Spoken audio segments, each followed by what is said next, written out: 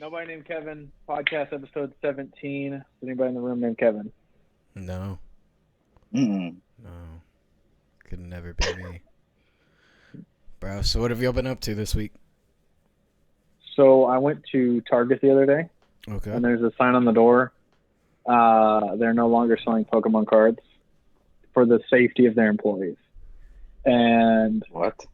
so I go over to the Pokemon. I'm going to check it out, right? That was when I seen all the photo of the Magic cards about them redoing the Unhinged and redoing the Full Art Lands. So then I start looking into it. I'm like, why is this a thing? So Walmart has stopped selling them, or at least most Walmarts are.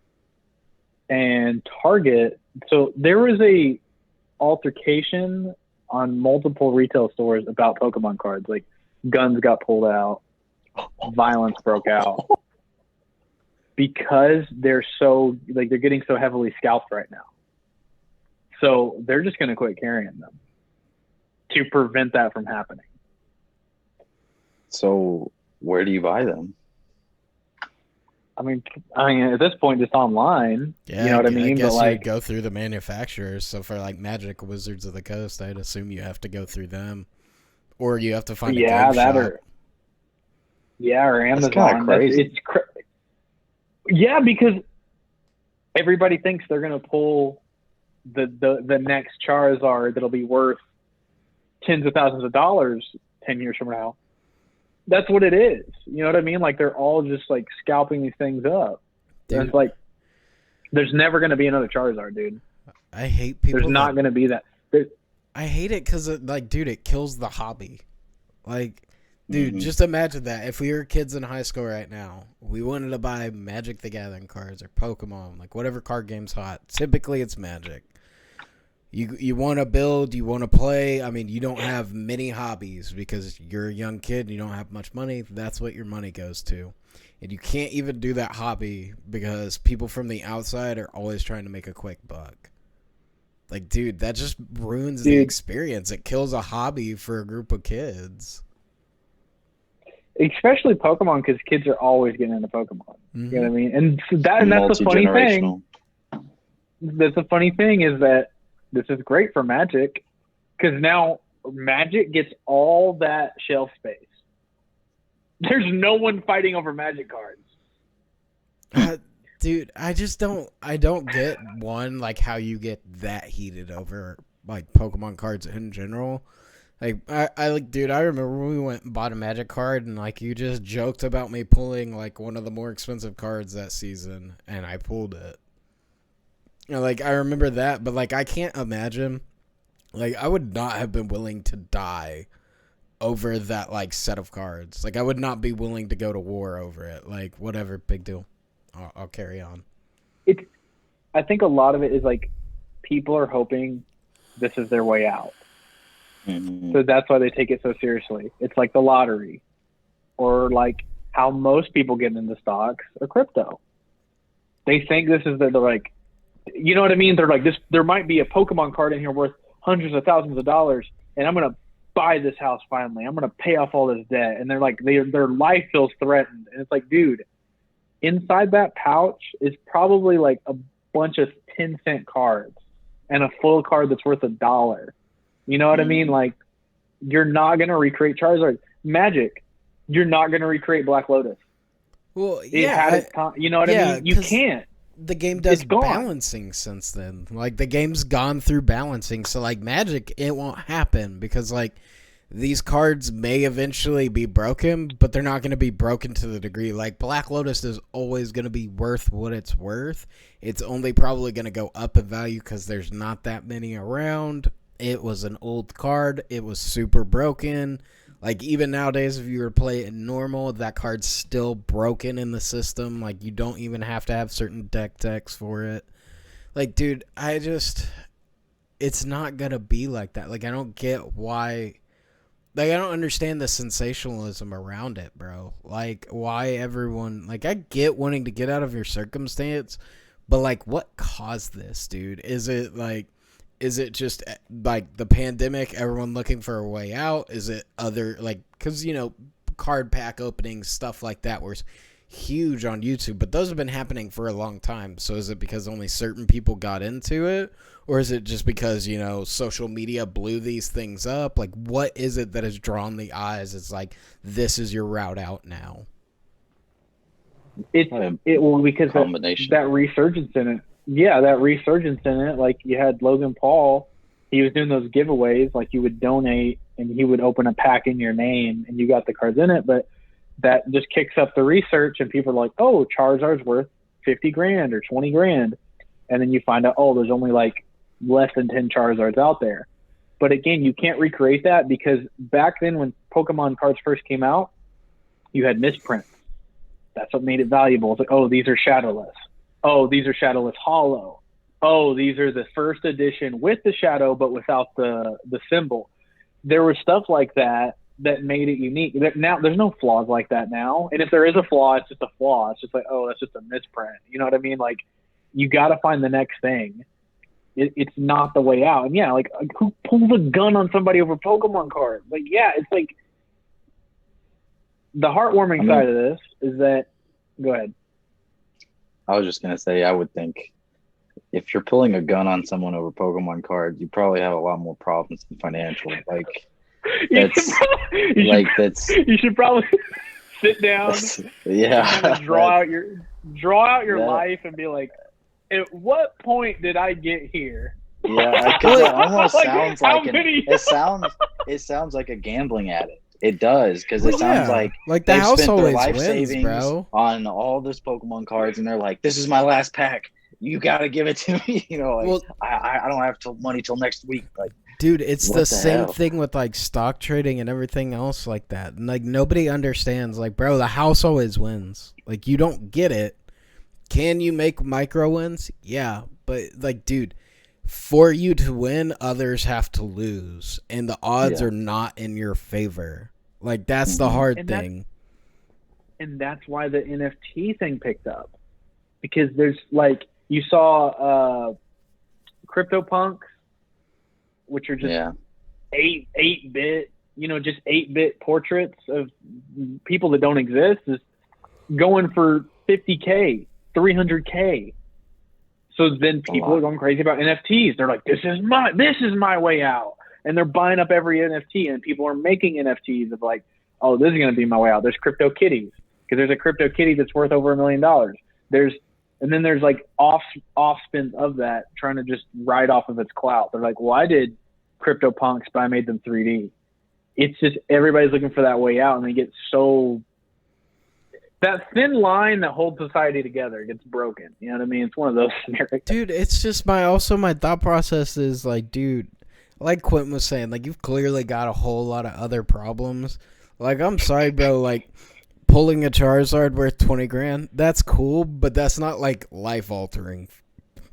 Like, that's not life altering money, at least for me. Yeah. And like, I'm by no means well off, but like, that's not life altering money. So I don't understand that of like, I'm willing to go to war over 20 grand. Like, dude, I'm not willing to like, it's almost like your price to kill someone. You know what I mean? Like, is 20 grand worth someone's life? Like, it's just I was about to say, dude, you might as well go on the dark web and just be like, who needs a hit? You know, I'm answering, dude. I'm ready. Well, even then, like, bro, if you're willing to do that grind to go to jail over a potential 20K, why not do crime where the money is real, like drug dealing and stuff like that? Like, that's established. That works. Like, like, I don't understand why for the chance for not that good of money.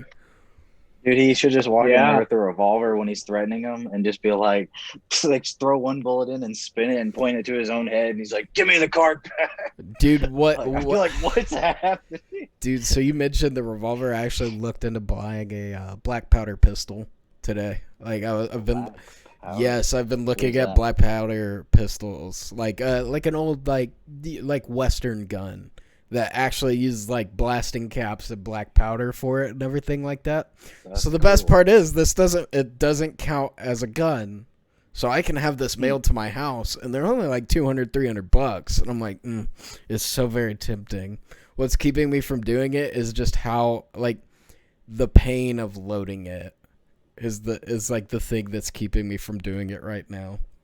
I mean, you're gonna load it once, shoot it, and then maybe load it that time after that, and then put it on a shelf. No, dude, if I get that, I'm going shooting. Like, bro, all my buddies are coming out. I'm gonna show y'all how much going to a range. Oh yeah, dude, because it's like it's different. Does the range allow it? Because now it's not a gun. Yeah, but antique, right? Most of it, I guarantee you, most gun shops would be chill with you shooting it and everything like that. Like, that makes sense. You're probably right. There's one that's not far from here that a coworker keeps trying to get me to go to. He's like, dude, you literally go there, you rent out a section. He's like, you can use whatever you want, and he's like, it's sand walls all the way up, forward, and then off to your sides. He's like, nobody cares. You do what you want. Nobody cares because like the way it's built. I think I know safe. which one you're talking about. Though it's inside. That one I or know outside? about. Is it inside or it's inside? Sand walls. Oh, it's outside? Yeah, it's outside. Well, sand walls are outside because the one, the one I was thinking of before he said the sand walls is like you can go and you can rent anything in the armory and shoot it, or you can just bring your own, whatever. I'm sure they have that, but this one was like you can pretty much like you're in your range, like you're on your own. Like if you get hurt, it's your own fault. Like you should not, like no one else should be able to hurt you. So if you get hurt, you did something stupid. But like I was considerably looking at it, and I was like, dude, this looks like so much fun, and I'm just considering it because I got people that can show me how to load it and stuff like that, and help me get all this stuff. And I'm like, oh, this is a tempting purchase. I'm almost. I want it. Like, it's up your alley because it's the most random thing you could be a snob about. It is like the most unworthy thing to be a snob about, but it's right up your alley. Of like, well, my pistol's black powder, dude. That's how you load your gun, dude. The videos I was watching on them that was kind of get me in this mood to like really, because like I was looking for a while at like maybe purchasing an AK, and I'm like, God, that's a lot of money. Pretty much everywhere that I found is out of stock, and I don't want like a crappy AK. Like I want a decent one, so I'd have to go to a gun shop, and I know a guy at a gun shop. I could make this happen, but I'm like, that's a lot of money. I can't really shoot that everywhere. Like, there's ranges that will let me do it, but I'm like, I obviously can't take that everywhere. But black powder pistol, like, I don't think there's many ranges that would be like, yeah, you can't use that because it's not more powerful than a normal handgun. True. So that makes sense because we went one time and my grandpa had this old rifle, and it was like his hunting rifle, his first rifle he ever got. But it was like it wasn't like a black powder, but like the bullet or whatever, like you could only hold one at a time. After you shoot it, you'd have to like take it down. Yeah, it was pretty old school. Dude, I got down a rabbit hole, but the main synopsis of every video I was watching was like, dude, it's just so cool. It's like you get to feel like a cowboy. Get it, dude? He's like, this is one of my favorite guns. He's like, am I ever going to use this in a situation that I would use any other handgun? He's like, no. But he's like walking around feeling like a cowboy. And he's like, and then he talks about the difference between like black powder versus gunpowder. He's like, the black powder is different. He's like, it's like a push. He's like, it's not like a kick, like a snap. He's like, it's a push. I'm like, oof. Oh, you're like, boom. See, I don't know what to say. I see you like getting in an argument with like, the cinema clerk or like a high school football game you're trying to take this thing into, and you're like, but it's not a gun. I'm like, sir, it's shaped like a gun. It operates like a gun. And you're like, no, look it up. It's not a gun. You don't know your facts. Like, you start carrying around a certificate. See, I wouldn't be that. I wouldn't go to that limit. I'm not the guy. Like, when it comes to actual laws, I'm not the guy that's like, let's see how far I can take this. Like the people who walk into police stations open carrying assault rifles thinking that's going to end well. I'm not that kind of person. Hey. Not to mention, you can carry what you want, bro. I'm not going to walk around with a black powder pistol loaded up and ready to go. Because, like, one thing I did read about it is, like, keep in mind, these are susceptible to just cook-offs. Like, they could just go. I'm like, whew. Like, they were like, you got to make sure you kind of know what you're doing. Because they're like, if you mess up loading it, you could just have all of them go off at once instead of just one at a time. And they're like, that's not fun.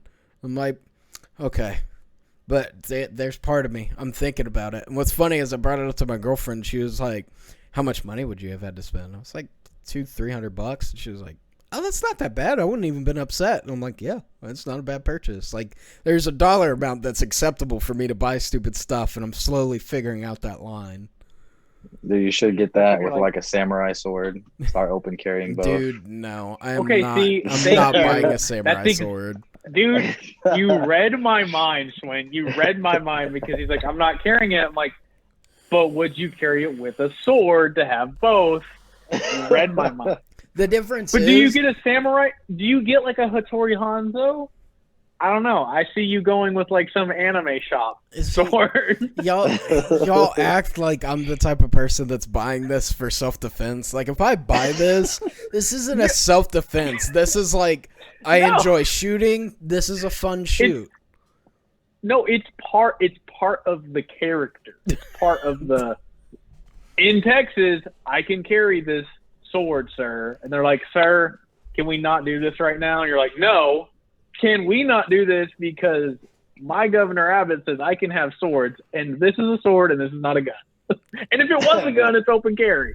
Yeah. I just see that Even playing then, out. I'm not that person though. Like, this is this fictional person to y'all that y'all always try to make me into. Of like, yeah, I could see him doing it, and it's like, in what world? What world do you see me doing something that outlandish? I mean, maybe not doing it on your own, but like if you did do it, you could pull it off. It'd be pretty hilarious. Like just confronting someone with that stupid loophole. What adds to the scene in my head is like, you're not dressed like an edgelord. You don't have like a trench coat or like a Naruto outfit. You're in a ripped up PE shirt, basketball shorts, and knee-high socks. Yeah, you don't think the cops are getting called immediately when I'm walking down the street. Because one, they can't even attribute it to like, yeah, that guy seems like he would carry that. They're going to see it and they're like, yeah, they should stop that before that happens. You have the sword duct taped to your shirt. Ew. It's not quick access. Like, he has to rip it out. It cuts the back of the shirt as he takes it off, so now he's like wearing a front cape. Yeah, the front cape falls. It's basically just his sleeves, and then like his chest is exposed, and it's like super sweaty. And like the words on the shirt, it goes from it goes from Junkyard Dog and like evolves up to like Cerberus from Hell or something. Like the next level. I wouldn't, dude. Are you gonna order, sir? No, like, dude, that's my favorite thing to do to gun nuts and stuff like that, though, is just whip out the facts of like, yeah, but you could do this to get around that law. Why would you do that? Like, whenever they're like, well, they're going after this, it's like, yeah, but we already have a loophole in place for that. You just kind of out crazy them a little bit, and then they kind of drop the subject. It's like almost the dominance test. Like with any crazy customer who wants to ramble about something, if you just throw out that you know a little bit more and that you're willing to go one step further, they'll always kind of back off that position. So, yeah, like attack crazy with crazy. So where do you draw the line with open carry, though? Like, why is a rocket launcher too much? You know, and then as stuff evolves, you know, it's like, is one day, like, 500 years from now or whatever, 3,000 years from now, are we going to be carrying plasma guns on our hips? You know what I mean? Like, where is it of like, a musket seems out of line. You know what I mean? Your black powder seems out of line. You could, it just seems useless. It's too old. But then you have something that's too new, like, you know, like the futuristic guns that can they can explode at a time delay. You know what I mean? You're like, that's too far. But why? Depends on who you argue with, bro. There are people out there who are like, nah, I should be allowed to have that. Like, don't get me wrong. Everything. I mean, it depends on what you interpret the Second Amendment as, right? Like, if you think of it as personal defense instead of, like, no, a well-armed militia, that's different.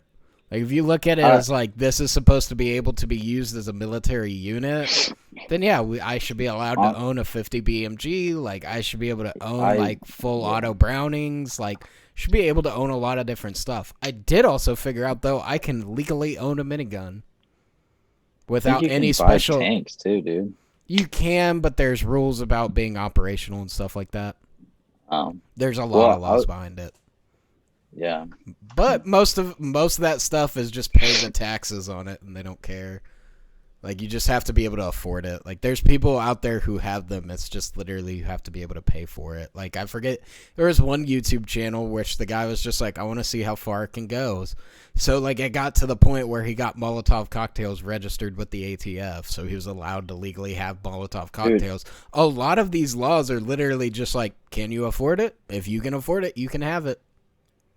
I mean, honestly, like, I'm not saying it may cause some problems, but I personally think the Second Amendment, like the interpretation of it, would be a militia, because at the time we were becoming our own nation. So like, I would think that it wouldn't be just like, you know, you have a flintlock, sir. Like, they're like, yeah, you guys can do what you want. Like, we have militias now. So I pose the question: I should be allowed to own full auto? Should be able to buy new weapons in full auto. I shouldn't have to buy a certain year of when they were manufactured and stuff like that. I should be able to get full auto guns imported. Like, the question is, where do you draw the line? And some people, I don't know. I'm just saying, me, there's it depends on how you interpret it. Well, no, but I think at the time they wrote it, that's how they meant it. But we did not have the technology. It's like so long ago, I think. But at that time, they were like, you can have whatever weaponry you want, and you can defend yourselves and your land and your property and your fellow countrymen. Like, it's not, but you didn't have, the biggest thing was like a cannon, maybe. I mean, well, dude, for me, it comes down to like, would you be okay with like Bezos owning like a fleet of fighter jets? Yeah. No. Like at his disposal. That'd be sketch. But that's like, that's the thing. Like, where do you draw the line? Because like, if he had a fleet of fighter jets, he basically has samurais ready to go. If somebody wants to test him, now you know what I mean. Like, that's like, okay. Where's that line? My argument to that would be like, I mean, you got private companies like Blackwater that are allowed to do it. Dude, I was about to say that. I was about to be like, that already exists. Wagner enlightened us, like, but yes. Yeah, like, okay, so then like, and then it becomes, the billionaires have that pissing contest of like, well, Elon's going to go out of the box. He's like, we're going to build the first Gundam, and now his Gundam has to fight Bezos's.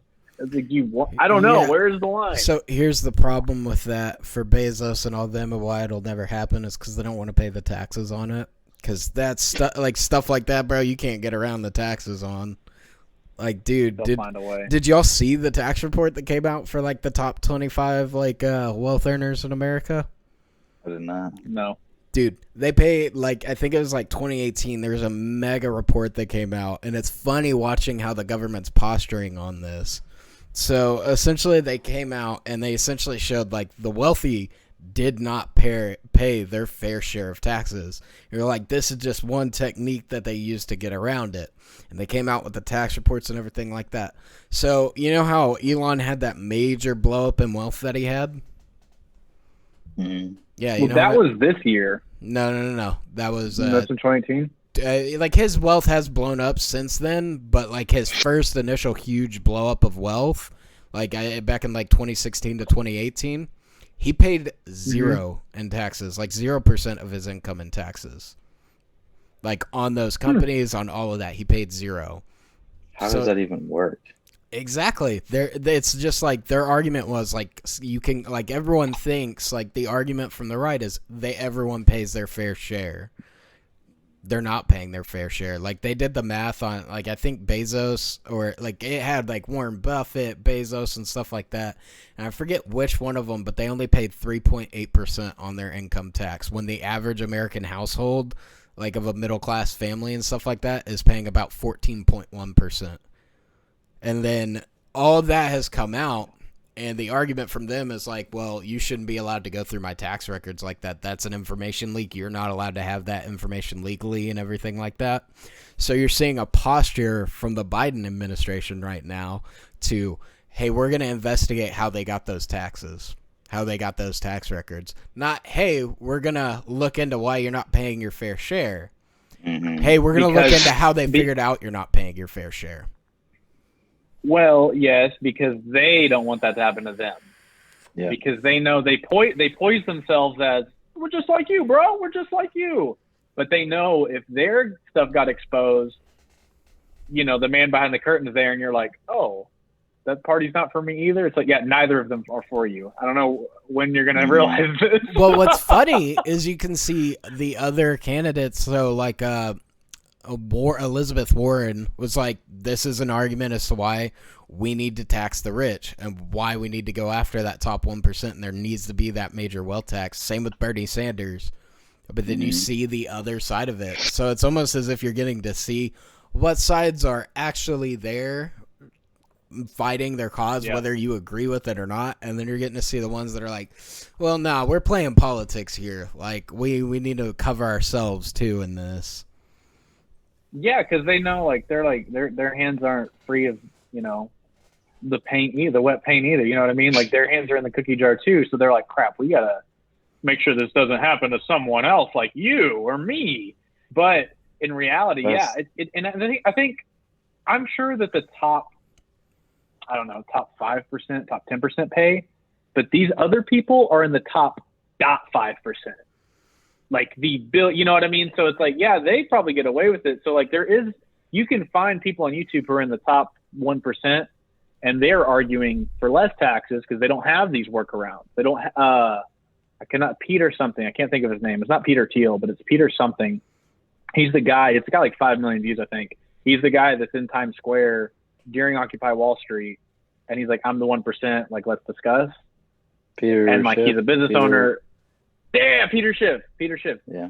He's like, I don't have all these tax breaks that you're talking about. You know what I mean? So it's like the top. There's percent of a percent is getting around it. Yeah, that's why I said like it's the top 25. So like even then they're still like, because like we think of it, we're 25 like out of the top 1%, but we don't understand how much that top 1% is. Like no, they're only the top 1% because of like technicality. They're not there because they actually make as much as the top. Like there's still that huge gap between them and the top. Mm-hmm. Well, exactly, like, because the top 1%, like, it's a lot of more money than we have, but it's not as much money as you think. I can't think of the number, but yeah, like 25 people out of how many people are in the United States?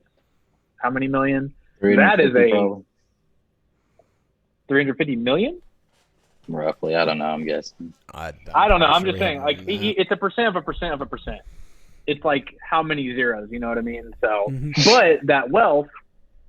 A lot there. Yeah, no, I'll feel you on that. Dude, that was just like seeing that report, like, and just watching the posturing is what's making me laugh. It's like, because the argument from the company that got all the information was like, well, we felt it right to publish this information in such a pivotal moment in history right now with how volatile everything is. We felt it was the right of the people to know that information. Cool. Dude, I agree. It's always, speaking of posturing, the Fauci emails got leaked, and you can see everyone posturing back and forth that way. I mean, dude, I even watched the Joe Rogan bit with whoever he talked to, and Joe Rogan's like, he's like, dude, it's in the emails. It's like he's basically like, it's black and white. He lied to Congress, and he was paid to. And the guy's like, well, why is that really a problem? He's like, what do you mean? Why is that a problem? They lied. He's like, well, he probably meant this. He's like, no, dude. No, dude. That's what's so scary, bro. So here, we're being held liable for stuff like taxes and speaking the truth in front of the podium when we swear an oath. But then the elite, who know better than us, are not being held accountable to these laws. Even for me, scary. It's like, okay, like my argument is like, okay, so he lied, but he lied for the right reasons. But it's always still a hypocrisy statement of like, am I okay with him lying? No. Do I think he had the right intentions? Sure, probably. I'm sure he thought he was looking out for the best. What did he? But like even then, my side argument to that is like it's always the hypocrisy, right? It's always, well, I mean, dude, look at all the stuff Trump lied about, right? And how much people were willing to forgive. But now that it's on the other side, you're mad about it. It's like that's the only argument that upsets me. Is it's like, dude, I get it. When my side messes up. Hey, I understand. I agree that's a problem. But it's like, dude, the hypocrisy is what blows my mind in people. So the biggest controversy in it, oh, God, this is what it is. I want to say this before I forget it. What you said, Schwinn, is what it made me think of, seeing both sides argue. Because I didn't watch this Joe Rogan. I was looking up other stuff of, like, what are other people saying about it. But it's like, it always takes me back to how corporations or politics. You can not lie to your job, but your job can lie to you. Yep. You can't lie to the government, but the government can lie to you. So yeah, the biggest controversy in it is that he like blatantly says that yeah, the masks don't do anything. That is like the biggest controversy, because then he went on stage and was like, yes, we need to do this, but he's like, yeah, they don't do anything. It's pointless to wear them unless you're in a hospital, in the emails. And then another controversy is that he does have in the emails too, is that he does believe it was a lab leak based off gain of function research, which gain of function is how can we amp a virus up to it, like for humans to catch it, and how to make it more viral. So he did say that as well. He's like, I believe this is part of the gain of function research, and it got leaked. So that is the biggest controversy, because you have all the conspiracy theorists like, you called me crazy that it came out of a lab. Okay. And this guy said that it. Yeah. To me, the craziest part is the mask thing. What was the point of the mask thing? I'm not worried about the mask, whatever. Here's my other thing, though. Like, even then, it's like, oh, he believes this, this, and this. See, I'm vindicated. Yeah, but you also said it was a hoax for like the first 3 months, and that it wasn't real, and that it wasn't in America. And now that we've proven that it is real, oh, well, they lied about it. It's like, okay, yeah, if I throw out 30 million theories on things and I get one right, that doesn't automatically vindicate all my other points. Like, that's what bugs me about people's stances. It's more of a matter of like, even if I throw out multiple, it's just kind of driving the nail of like, we were lied to. We were right about this part of it, which was the biggest controversy of where it all stemmed from. To me, that was the biggest controversy of, did it come out of a lab? Because everyone's like, that was the biggest controversy. You know, to me, that wasn't the biggest. Yeah, to me, that wasn't with the masks. Really? I feel like on civilian level, dude. Like, people were ready. Okay, so I feel like it went in stages. Yeah. So I feel like the first one, and the one that I consider the most like controversy, is when Trump goes up and says, this isn't going to come to America. I've got this on lock. It's never going to happen. And this is a hoax. It's not that deadly. All this other stuff. That's the first major controversy. And then from there, after we realize it's weird, everyone shifts their point of like, obviously this was an attack from China. They leaked it from a lab and everything like that. And everyone's like, well, I don't know about that. Y'all weren't right about the last thing, so I don't know. It doesn't seem right. And then it's like, okay, well, we don't care about that anymore. So now we push through, and it's like, okay, now the masks are the big controversy. Like, I just feel like people are arguing to argue. I don't feel like it has anything to actually do with, like, anything of substance. It's just, I want to argue. I want to be right. I want to be the smartest guy in the room. And it's like, sometimes it just doesn't matter. Like, even then, like, let's say he believes that. That's cool. We're never going to find out if that's actually what happened. And that's what makes me laugh, is like all these people who think like, well, China's so secure, nobody gets in, nobody gets out. Like, they have all the information on lock. Well, it was obviously released from a lab. And it's like, okay, well, if you believe China's all this powerful, like, why would you believe any of the evidence that we see? How is that not a misdirection? Like, how is that not a smokescreen to you? Because, like, even then, let's say we find it comes from a lab. The next question, the next controversy is going to be like, well, was it intentional or was it an accident? And it's like, the controversy is always going to slide, dude. There's that for sure of it. It always, like, they're always going to like jerk you around and like pull your attention somewhere else to keep you busy and to keep you arguing. But I think what it is for most of these people is that, like, they just want a win because, like, they're tired of being called crazy. And they're just trying to show other people of like, look, can't trust everything you see. So they have to go to the extreme of trust nothing. And then the other side's like, you can't have to go to the extreme of trust everything. No one can find that middle ground. So both sides are going far into the spectrum. So then they feel like they got a win of like, look, this is another one for us of, he said this doesn't work. He lied to Congress and lied to us. And then he said that this is gain of function research. And then I don't remember this exact part, but there was money going to that lab. Like there was some type of cahoots, you would call it, some back and forth between them of paying them. So that's the whole thing. didn't Bill Gates do a role play about COVID in November of 2019, like right before it happened in China? He did, but the problem with that whole conspiracy is that coronavirus is a reoccurring virus. That's why this is 19. Yeah. So like it just happened to be coronavirus. You know what I mean? Because coronavirus is on the back of Lysol. Yeah. That's like, that was my problem with that. I'm like, I could see where you're going with it, but it's like flu 2.0. It's like, dude, it's just a flu. Yeah, like, I don't know, dude. My whole thing with that, as much as people are like, well, argue my point, see, I was right. Like, okay, if I admit you're right, cool. How do we fix the problem from now on? Like, we're still, like, it's one thing to, like, argue over something and point out that something's a problem. Like, anyone can point out a problem. What's the solution?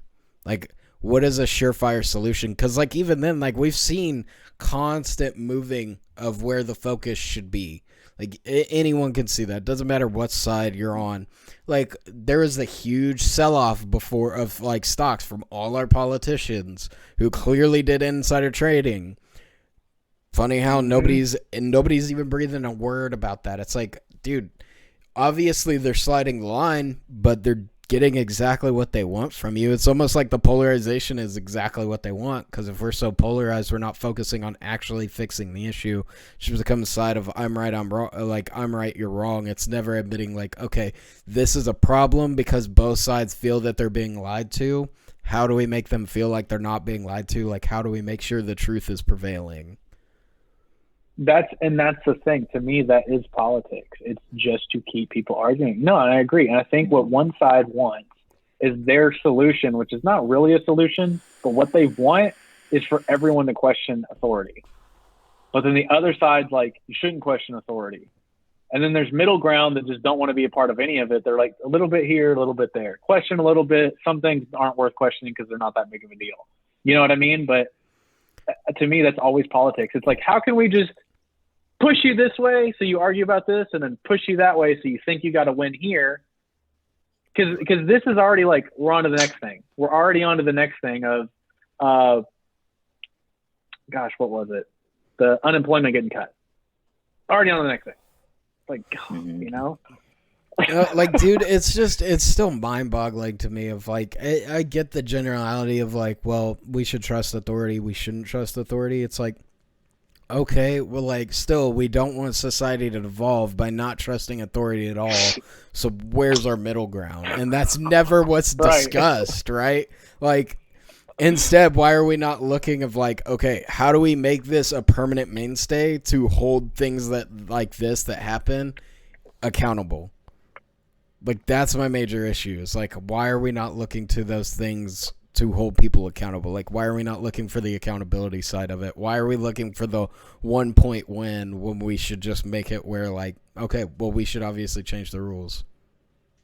Because it's always a game of points. You know what I mean? Because it's not, the middle ground's not sexy. The middle ground doesn't get views. You know what I mean? It's like, you got to have both extremes on TV and on YouTube of, like, you know, far right and then far left just warring with each other, not to a solution, but just to who can be right for the 5-second clip. You know, it's just like, oh my God. If middle ground existed, it's not even who can be right. It's just like, hey, this side has a problem, and it's like, whoa, they have this problem. And he's like, hey, you remember that other problem you got? He's like, whoa. Well, I mean, that's the game. That's the game of diversion. We're not offering solutions. Well, and it's the identification of, like, I'm this party, so I'm gonna point out all the flaws in this party, and, you know, it's like, dude, it's not gonna fix anything. If people work together, you'd have a renaissance. You'd have another Renaissance, or not even the Renaissance, before the Renaissance. You would have the great philosophers again, working out and trying to figure out life, and, like, in these giant marble buildings. You can't have that anymore. It's like scary when people are like, I'm a Democrat or I'm a Republican. And I'm like, you're a citizen, sir. Like, or man, like, what are you talking about? You're supposed, yeah. Dude, like, what do you mean? You're supposed to question both sides. I don't understand. Like, you don't represent anything. Like, And that's the weird thing. Like you don't even represent yourself, really. It's everything exists in relation to another. Yeah, everything exists in relation to another thing. Like that's like what you got to understand. And like, don't get caught up in who you are. You know what I mean? Because like, I think there's this weird thing wrapping your head around this kind of thought exercise of like, kind of you are everybody, but you're nobody at the same time. Because like, what you like about other people, 9 times out of 10, is they're relatable. Like, oh, all right, I look up to this guy because he reminds me of me. Or he's like, oh, that would be me if I was killing it. You know what I mean? And like the people you date, the problems you have with them are the problems you have with yourself. Or whatever the case may be. Like, this guy's too cocky. It's like, well, maybe you're just not confident enough. Or this guy's too loud. Maybe you're too introverted. Or this guy's too introverted. Vice versa. It's like everything is in relation to you. Yeah. Like, just, I don't know, try to sit there and think about that. Like, I don't know. It's like, so why even bother? Why even bother with the who, the I, the me? It's like, we're all just kind of together, man. Well, dude, that's like, the thing is people have like, and I don't get why neither side says it, but like politicians are public servants. Like they're supposed to work for us, but now people look at them like b-ball players. Like, dude, they're superstars, or they like look up to them. I'm like, we're not supposed to care about these people. They're supposed to care about us. And if we don't like them, we're supposed to vote them out. Like why do they decide how much they get paid? Why are there no term limits? And why do we look up to them? They're supposed to look up to us. We're supposed to run the country. It's just so flip-flop from where we started back in the 1700s. Like I just don't get it. Like they should be on the same level as like the DMV workers. You're like, yeah, you work for the government, but okay. Well, I mean, my argument would be about that is because it's a game of charisma. It's not a game of who actually has the correct solutions. Like, it doesn't matter if the person's not personable. Like, it's a game it is a game of charisma. That's all it is. You want people bought into you, so it comes down to, well, I make my side feel good. They're the majority, so that's who they're going to keep reelecting me, so I don't have to really care. It's a game of getting them to care about you. That's true. Dude, because that's public. Yeah, it's all public perception, dude. I mean, when Hillary Clinton was like trying to do every meme, trying to get the young vote, you know what I mean? Like doing vines, being like, I'm just chilling out here. You know what I mean? It was like super cringe. It's just trying to get that public vote. Or like, you know, like AOC, and it's like, oh, it's because she knows how to use Twitter. She can clap back at people. It's like, that has nothing to do with doing the job. You know what I mean? Like, I agree with y'all. Like, it is like, why is it a relatability game?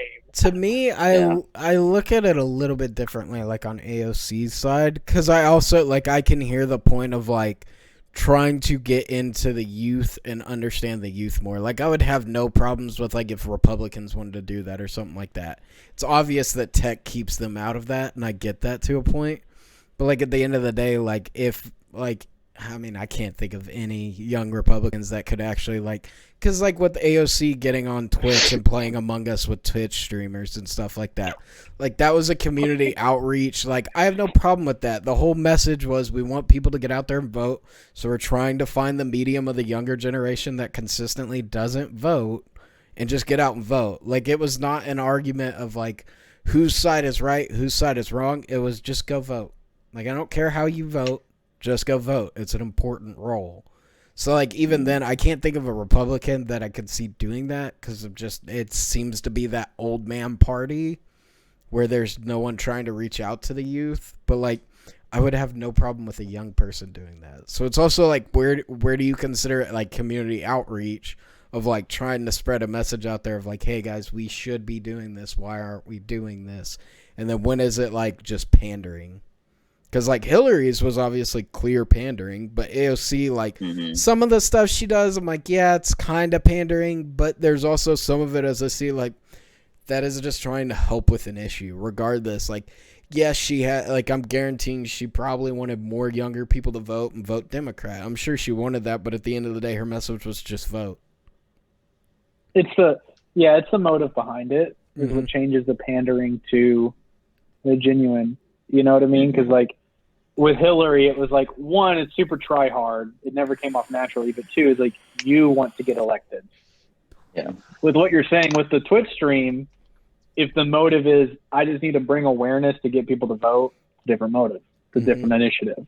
If it's like I'm gonna go put this video out, you know what I mean? Like if I'm gonna go make a TikTok, it's like okay, now you're pandering, and the motive is something else. So I think it's all intent. It's sometimes the principle of what's done. You know, just like with anything in life. Yeah. But yeah. I don't know. I still do think that's weird, though, that we have reached the age in which a politician has been on Twitch. Like, multiple politicians have been on Twitch. I'm kind of like putting my foot in my mouth, but at least it's an interesting time to be in because, like, dude, Drake was on, I think Drake played with Ninja a couple years ago. Yeah. And that was a big deal. I know Drake's not a politician, but it's just like, you kind of just have to do what you have to do. Like, it's just watching how the medium of everything transforms.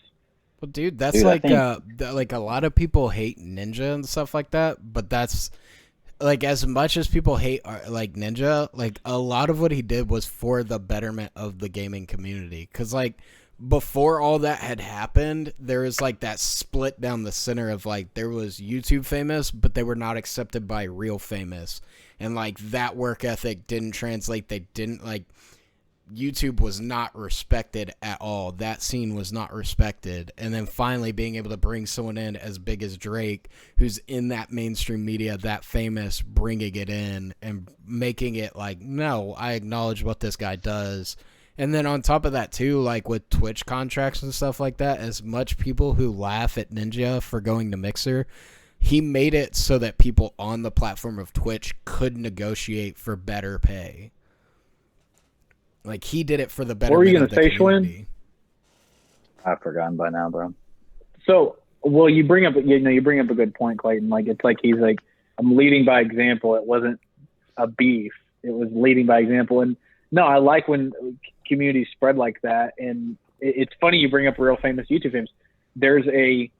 It is a very bad thing to be called a YouTube rapper.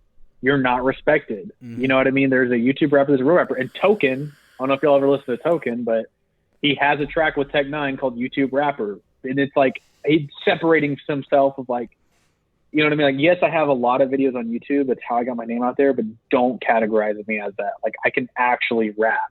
Because like a YouTube rapper is like, you do some tracks, but you really do reaction videos just like every other YouTuber. You do day in the life, just like every other. It's like, dude, you didn't have the same pathway. So yeah, like there had that separation of what is real famous though. Yeah. Because people on Instagram, dude, the Paul brothers started on Vine. Yeah. Yeah, I mean, like, I would think after just a certain amount of people like follow you, I mean, or whatever like, they try to watch you on, because Hollywood or whatever is just established fame or the establishment version of fame. I mean, I don't know. Not everyone can be an actor. You know what I mean? So yeah, there's all these different avenues. Well, I found for a musician, I find famous just weird in general to kind of define, because like you said, like I don't consider Instagram famous to me because I don't care about Instagram. I'm not on Instagram. I don't look at stuff like that. So like to me, I'm like, I mean, I guess, but I mean, you're not my sphere. You know what I mean? Like, it's kind of the idea of like, I don't know you, so it's like, and I don't really even know your platform, so I don't have a way to measure your success to see if like I consider you successful. It's like almost like I don't consider it fame, I consider it success, right? Because like I look at like YouTube rappers versus like real established rappers. I feel like to me it's just like, well, I don't know how to measure your success because I don't really understand that medium all that great. I think for me, things like that come down to skill. And I think when it comes to famous, it's how entertaining are you? Because I might not, because that's the thing. You can be famous and like, you know what I mean? Us three not even know you. You know what I mean? Like their audiences are so big. Yeah. Audience is so big. There's so many people that are like, how many times do you come across a video on YouTube with 10 million views and it's the first time you saw it and you're like, what? 10 million people, not including me? You're like, damn, like, did I miss out? Like, and it's even just like different levels, everything's bro. changing. Well, everything's changing, dude. I mean, you think about some skateboarders got big off Instagram and YouTube nowadays. Mm-hmm. Like, some people have made it to the barracks off of YouTube. Like, you know what I mean? Like, mediums. 25 years ago. Yeah, 25 years ago, like, that's not imaginable at all. Like, you can put videos online and become a pro just from people liking your stuff. You know what I mean? Like, it's like, no, you got to get on with a shop, and then you got to work, and then you got to get on with the board sponsor, and then you got to do the tours.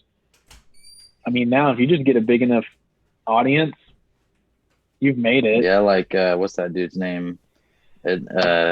Ethan Snow or something. That British dude. You know what I'm talking about? It is a lazy tray flip. Oh, yes, I know who you're talking about. Gosh, that dang dude. It. I can't think. Like Ellis Frost. Ellis Frost, yeah, but he's like a famous. Ellis Frost. I didn't know of him, but then all his videos had millions of views. But like, it's just there's different levels, bro. Like there's famous like The Rock. Like most people know who The Rock is, or like Arnold Schwarzenegger, but then there's like, you know, I don't know. I'm trying to think of like some B-list actor, but they're out there. That's where you have like A-list, B-list, and stuff like that. I feel like the question was always trying to figure out of like, where does YouTube fall in that? You know what I mean? Well, so when they cross mediums, bro, I think that's when they fall, because the Paul brothers cross mediums. Well, what I was going to say is, I think so you're talking about The Rock and Schwarzenegger. The change about them is like, dude, I think A-list usually goes off money. It's a household name. The Rock is a household name. You know what I mean? Jay-Z, Beyonce. Everybody knows who they are. Whether you listen to the music or you don't, you're like, I'm aware of it. That's a household name level. So with our generation and the generation after, you could argue that the Paul brothers could be household names. That's the craziness. Yeah. That is the craziness. I mean, that's like, it's like, what? Well, that's the question too of like, also, what do you consider a level of famous too, though, right? Like, does it have to cross international mediums and stuff like that? Because like, same thing, like everyone knows like Nixon. Is Nixon technically famous? Like, yeah, he's famous, but he's clearly not as famous as The Rock if you head overseas and stuff like that. So it's still, even then, there's another medium to him of what do you consider, like, household name? Like, do you mean every household, or do you just mean household in your country? True. Yeah, I mean, so that YouTube crosses those bounds. YouTube crosses those. Like, anyone. Yeah, so it's weird that it's not respected. I understand it, but it's weird. It's kind of... I feel like one day it's just going to be the norm. I feel it's not respected almost because those, like the people that were in those industries that were in YouTube that didn't respect them didn't see the grind of what it was. Like, you know what I mean? It's like they didn't get to see the work put in. Whereas like if you, like, for instance, like how we've talked about rappers and stuff like that, they don't get to see all the behind the work, or like all the behind the screens things that they're doing to put these videos together by themselves without a production crew to put it on YouTube and hope that it takes off. Whereas like for them, it was like, nah, I was on the streets, I was doing mixtapes, I was doing this, then I just got lucky and it hit and I did this, and this. I think it's just the ability to see the work being put in. Because it's easy for someone, because everybody thinks they work hard.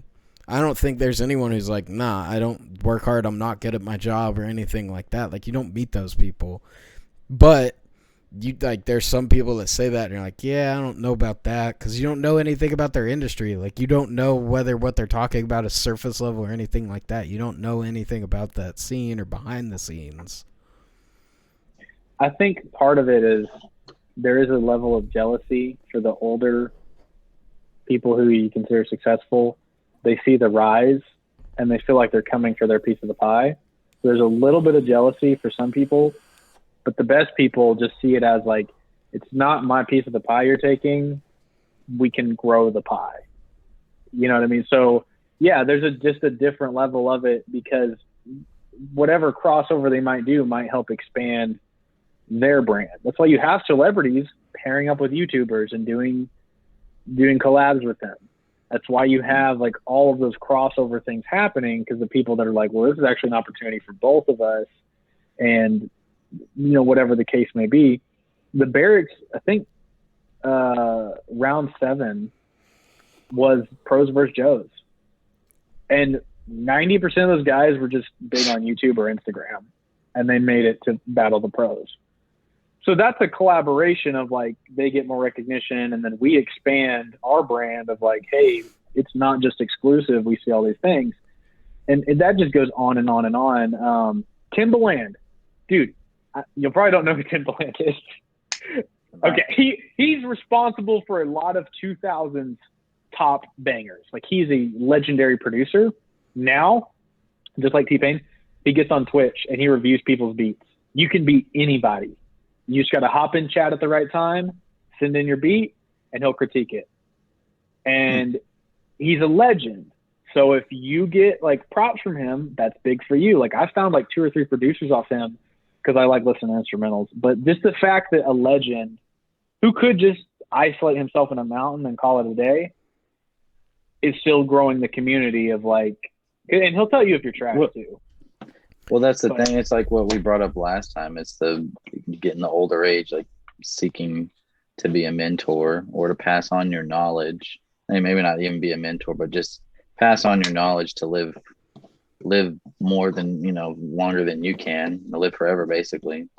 And when you're talking about the pie, bro, I mean, like, sometimes maybe not even expand the pie. Maybe it's time to just pass the pie. Like, some people are old, dude. People are living so long now. It's like, your people that were this old were already done when y'all were this age. See, I look at T-Pain differently, at least from like the bits that I've paid attention to and watched him in the Twitch scene and stuff like that.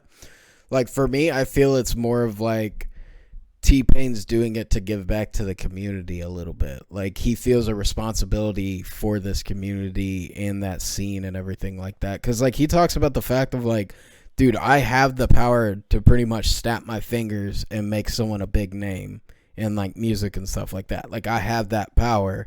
And he's like, but I take that with, like, great responsibility. He's like, I've met some really talented people, but they're assholes. He's like, I will not make that person famous, because if you were an asshole before you have money, I'm not going to make you an asshole with money. So, like, for me, there's also, like, that sense of, like, responsibility from them that's also kind of cool with it, too.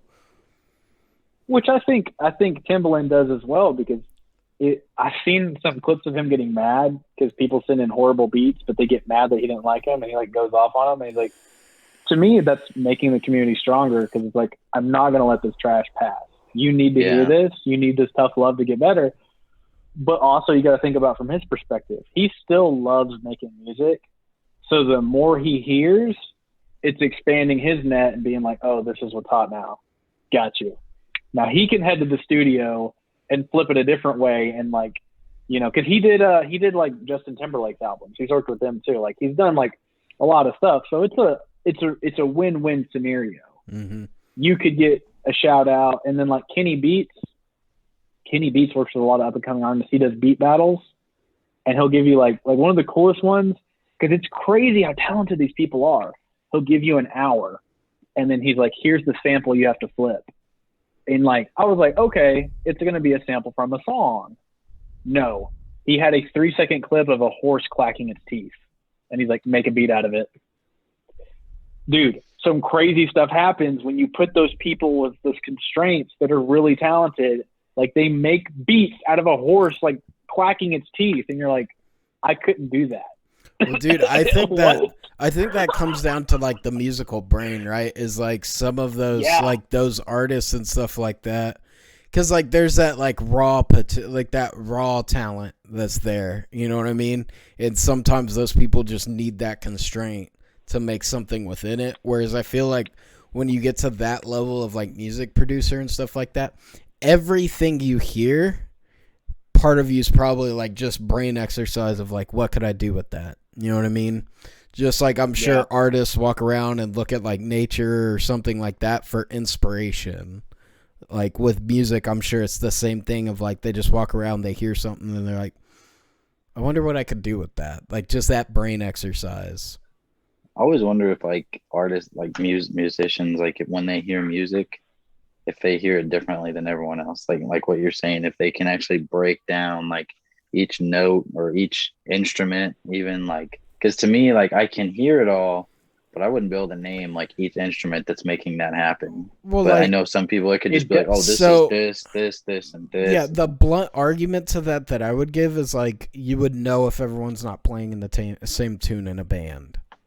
Like you can tell when everyone's not playing the same key. So I assume it's like just an extension of that. That's just hyper focused of like they can hear all those things, but like the equivalency on like surface level to us of like something we could understand is playing in the same key. So, well, dude, I'll tell you. Yeah. I mean, there's levels to that. Like the way music sounded to me before I played music ever, picked up an instrument, it was different. I'll never remember what it sounds like because now it's forever a different way. But you can hear different nuances. You can hear, and there's levels. Like there's certain levels to like people hear a song and they'll be like, this is the key. This is the chord pattern. They did it on a Fender Stratocaster. They ran it through this amp. They probably used this plugin.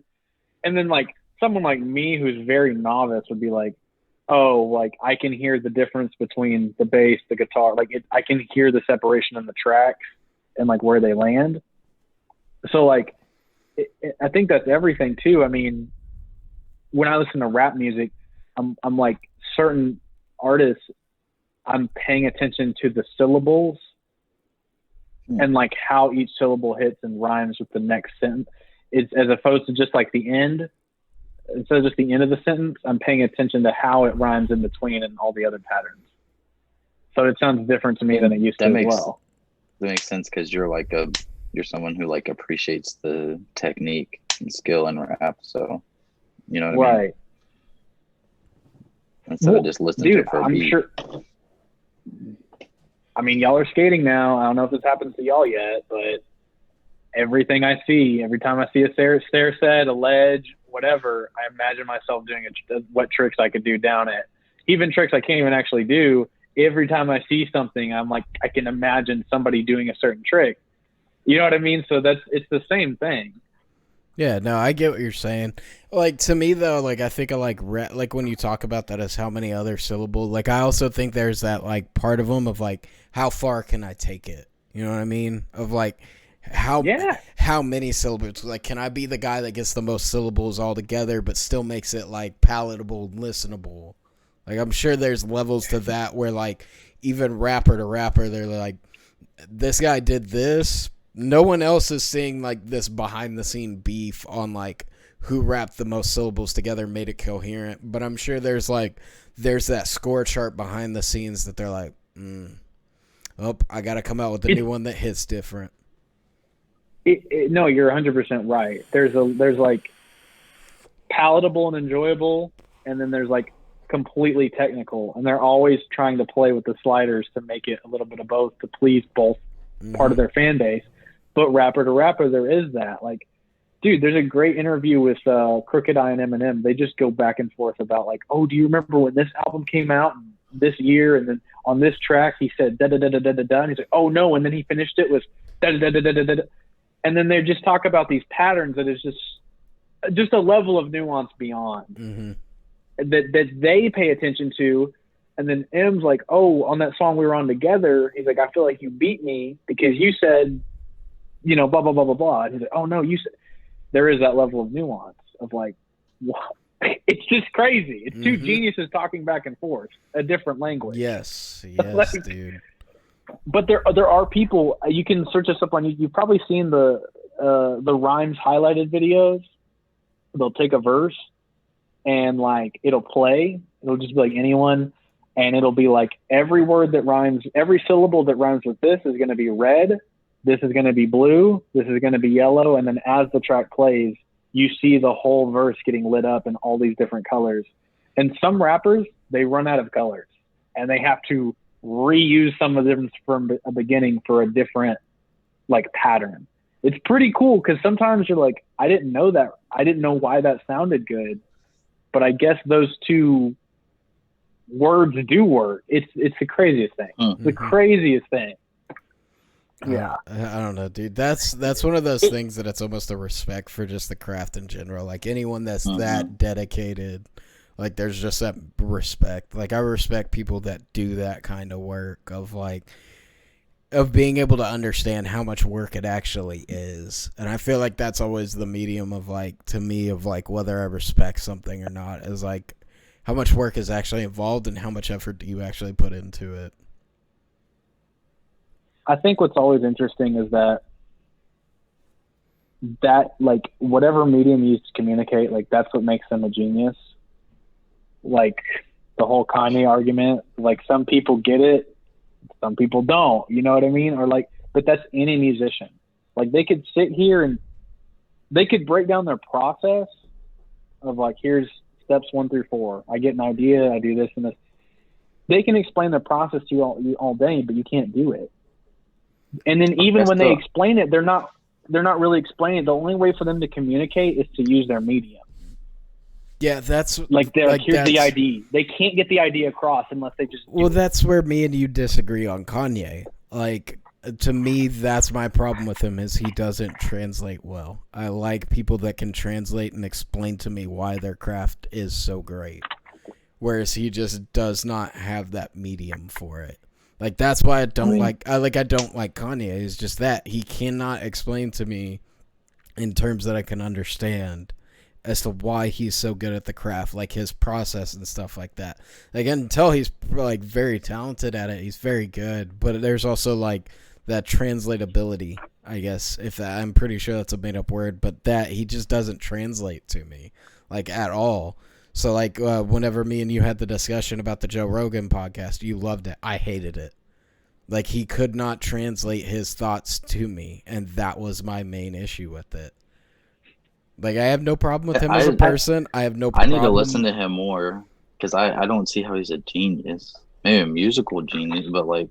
Dude, that's what I said. It's like he's a musical genius. That's what I mean. But, like, he does not know how to translate it. Like, that's why I get annoyed when people use the general term of, like, genius he's like the Mayweather of rap. Well, like, okay, when I think of Kanye, it's like, but that's my fascination with these geniuses, is because there is a level of mystique and they just know how to do it. You know what I mean? When Kanye makes a song or a beat, and you're just like, this just sounds good. That, to me, that's him communicating the idea. In any artistry, I don't care what it is, painting, dancing, and even the non-artistry things, people that they can take a game and mod it and just build something insane inside the game. They could explain to you all day how they did it, but you still could not do it to the level that they did, because even if they told you, like, well, here's what I'm picturing, they just have to do it to express the idea. And that's how geniuses communicate to me, through their medium. You know what I mean? Like, you can take a motivational speaker, like, if you ask them all day, like, how do you write a motivational speech? They could tell you, but still, they're just going to have to do it, and you're just going to have to watch and be like, damn. Well, I mean... Still don't get it, but you have the in you to do it. But that's the difference to me, is, like, if you can communicate it to me from an outsider, being on the outside. Like, I shouldn't have to be in the scene to understand why you're great at something. You know what I mean? Or, like, how your brain works. Like, my major issue is, like, when I saw guests like that on Joe Rogan, I've kind of stopped listening since, because he hasn't had any guests, and I'm like, I actually want to listen to this. But, like, when he was having those big names on, for me, it was like, I want to kind of see how your brain ticks and if you can translate it to me. Whereas Kanye, like, I'm sorry, dude, you cannot even remotely begin to understand how his brain works at all. He cannot translate it to you. He can't even give you a general idea. Like, I don't know how to describe it. It just bugs me. Like, if you take someone with, like, for instance, like, someone like Jocko, who's, like, an extremely good leader, he can give you things and make it relate. Like, he can give you metaphors on why it makes sense and stuff like that. He can try to make it translatable and palatable for you, which Kanye cannot do that. He does not have the ability to do that. He speaks one language. If you don't speak it, sorry. I think, so here's the thing, though. I like Jocko, too. And he has to use the metaphors because it's part of being a leader, of making things broken down, right? But I think even if you were to read everything he's ever written, if you were to watch every podcast he's ever done, if anyone is in the same situation of him, he is going to have a level of genius about what he does that he cannot explain. And like, if you watched him in the field, you'd probably like, it'd be a mind fuck. You'd be like, that's the only way he can express, like any literature he puts out is the best he can explain it, but he will never truly explain how he ticks the way he ticks. That's what makes him Jocko. That's what geniuses fascinate me. See, I don't disagree with geniuses fascinating you, but there's also like, can you actually learn from the level of genius? And that's my problem. Like, I can't learn from the level of Kanye's genius. Like, he cannot translate it to me in which I can take the principles that he uses to become as great as he is at something, because he can't translate it to me. Whereas Jocko can take those principles. I may not understand exactly how he's going to react in a certain situation or anything like that, but he can still give me a general idea of like, hey, if you do this, you'll be on the right track. Whereas Kanye can't give that to you. I think like it all comes down to like how your brain works too. Because like from a music producer's perspective, they can probably just listen to it and be like, you know what I mean? Of you know what I mean, being more practical, someone like a Jocko is like light bulbs go off easy. You know what I mean? So, because I can't produce music. I can appreciate it, but I can't produce it. Well, you know what I mean? So, like, there's some things I don't understand. I don't get, like, the builder mindset. I mean, I get it. I appreciate it for what it is, but I'm not that, like... What do you mean, the builder mindset? I can't get into Minecraft. Oh, gotcha. Can't get into Minecraft. Like, those people that can make the most insane, intricate things, and they can tell you all day, like, well, it's these bricks and it's these patterns, but they just have to do it. And you're like, holy crap. I can't even think of that stuff. Well, like, just do it. That stuff I kind of map it out. Well, to me, though, I get what you're saying about the brain thing, but I think of that as a different thing. Like, that just comes down to, like, just using it. You know what I mean? Like, you say, like, oh, I just don't get it. I'm sure if I threw you in Minecraft and said, hey, kind of figure out how this works, you could probably get a general understanding of like, oh, okay, when I do this, it does this. All right, when I do this, it does this. I feel like that's just more of those people, like they've just done it enough and they messed with it enough to figure it out. But here's the difference. They have a vision and they will not stop until they execute it. I've played Minecraft. I just never was like I built like a house. Like I built like a very standard house, whatever. And I tried to build like a retail store, whatever. You know what I mean? Like I've had music producing programs on my computers in the past, and even on this one, I can get the functions of it. I can like loop a sample, but like other than that, dude, I'm just, you know what I mean? Like those people are like, you give them the tools, they're not going to stop until they execute it. So they see it before it's there. I That's get what like you're the saying. level of it's like, whoa. But I also bring that to a level of drive factor too. You know what I mean? What are you passionate about? Like you say, like you're not a big like builder and stuff like that, but like you are in ways. It just depends on whether it makes sense to you, and that's something you want to throw your time at. It's like at the end of the day, if you were actually passionate about it and wanted to do it, you could figure it out. Like, of course, yeah, exactly. It just has to be a goal you want to attain. Yeah, I'll get stuck on a trick for 2 hours. Mm-hmm. You know what I mean? Yeah, exactly. No, I agree with you of like that, but that's because that's right up my alley of like, it's a progression. There's a splash of creativity in it. You know what I mean? But give me a board back in like the 80s. You know what I mean? I couldn't invent what they did. I could ride around and do, but I could not invent like no one could invent like Mullen did. There's a genius. That's what it is. I get it, but like there's like what I would use is that argument of like you're like, well, my brain just doesn't get there. Like to me, it would be like how you are now with skating, right? Like there's obviously tricks that me and Quentin don't understand, and like we don't get the footing on and stuff like that. And you're like, okay, well, you would just do your foot like this because you're trying to get this motion out of the board. Like, there's just that thought in your brain in which you understand a little bit more about that board. So like for us, we're like, I don't know how to just do it, but you've progressed to that point where you have that knowledge. Like I think of that on that same level of like Minecraft and stuff like that. Like if you're there and you mess with it, eventually you'll start learning those intricacies to it. But I mean, for you, it's like, well, you haven't even figured out the basics yet. So of course that seems insane to you. Well, that's the advice I gave to the kid at the park today, and I hope he remembers it. I hope I'm that random stranger he always remembers, because he's like, he asked me how to do a trick I don't even know how to do. And I said, well, I can't do that, but I can tell you this.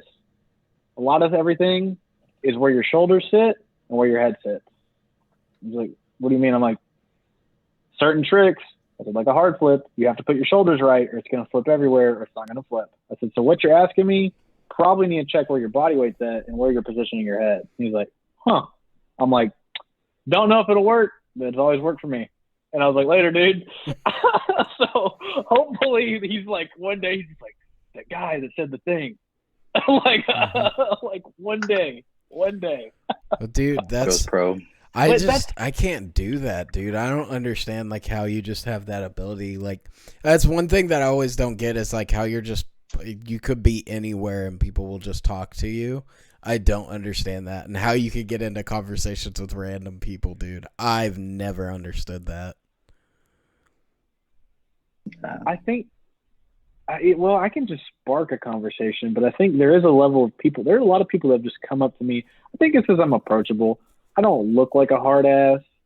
You know what I mean? Like I look very approachable. I smile a lot. You know what I mean? Like no one's like, this guy's gonna kick my ass.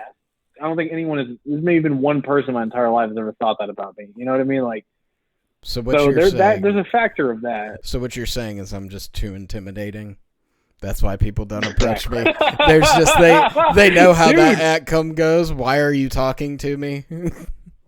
Dude, I mean, let's just call it what it is, dude. I'll talk to a lot of people when I'm out, but dude, if I see resting bitch face, I'm like, probably doesn't want to be talked to. You know what I mean? Like, yep. I'm like, let me not force this. You know what I mean? So yeah, if you have resting bitch face, which I do sometimes, but you know, it's the vibe. I don't know, dude. Well, dude, that's what I left. So like, there's the difference in that you have that wherewithal of like reading body language. Like, okay, this person's probably open to a conversation. I think about Quentin because Quentin's just like, I'm going at it. We'll see where this goes. Like, Quentin's the just try it guy. You're the guy that's like, yeah, this person doesn't want to talk. Dude. I don't know, bro. I mean, to me, body language is one of those things that makes sense to me. That's one of those things that clicks with me. I've tried to explain it to people before, too. And they're like, I can kind of, it's the same thing. It's that the whole loop we just had, too, of like, just knowing that, because I don't know. To me, it's like you should know that, but I can't assume things because people assume things about me. You know, it's like you should know how to change parts on a car. I'm like, well, I don't. I change a tire. Mm-hmm. Well, dude, that's why like I've lived by one major principle in my life, and I forgot who told it to me. I think it was my uncle that just pretty much told me, is like, well, if you aren't going to learn how to do it, you better learn to make enough money so that you can pay someone else to do it. And I've kind of lived my life by that philosophy. Like, if I don't know anything about it, I better make enough money to pay someone to know how to do it. Mm-hmm. And that's the funny thing in life is like, it's the most random blurbs of dialogue that stick with you. Mm-hmm. It's usually not always the person you're hanging out with all the time. It's the one-offs that are just like burned into your brain. Like, I remember this one time and I've lived by it. Yeah. Your mantra of that. Oh yeah. Like, dude, that's how I live my life. That's why I always try to save money and stuff like that, because like one day there's going to be a problem. I'm not going to know how to fix it. So I'm going to just throw money at it. It'll get fixed by money. I remember this is one of those random pieces of advice that's burned into my brain was my uncle who I grew up with at my grandma's. I remember like some kids in his grade were like talking shit about him. And I told him. He was like a lot older than me. I was like, hey dude, like these guys are talking shit about you and they said this and this. And I thought he was going to have a crazy reaction because at that time in my life, I was probably like, I don't know, 5th, 6th grade. I don't know. Like, that meant a lot to me. And he just sat there in the chair and he's like, okay. They didn't say it to my face. And we just kept playing video games. And I was like, huh, you're not wrong. They won't say it to your face. Yeah. And that's always stuck with me when people are like, oh, this person doesn't like you, Devin. Or like, oh, so-and-so said this. I'm like, they could tell me. Yeah. Yeah. For real. Like, and it was so just off the cuff. Like, he didn't like shake when he said it, just so off the cuff. Like, didn't say it to my face. I was like, damn. I feel like, dude, that's just like a philosophy, bro. You just got to get behind it and just understand it. Like, man, whatever. Like, that ability to just be like, oh, okay. I feel like that was more of just like him being 15, 16 and kind of just being like, why are you telling me this? Like, what was your goal here? Like, why are you bringing this up?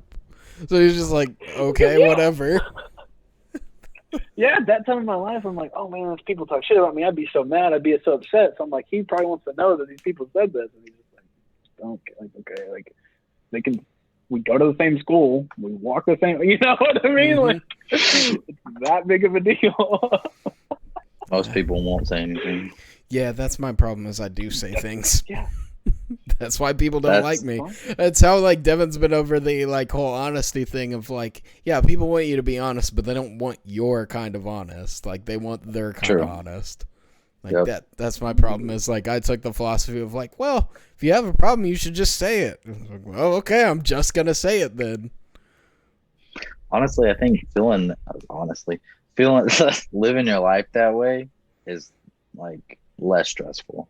Oh, dude, like, I've heard someone talk about like stress levels and stuff like that, and I do feel like I have a lot lower stress level than most people.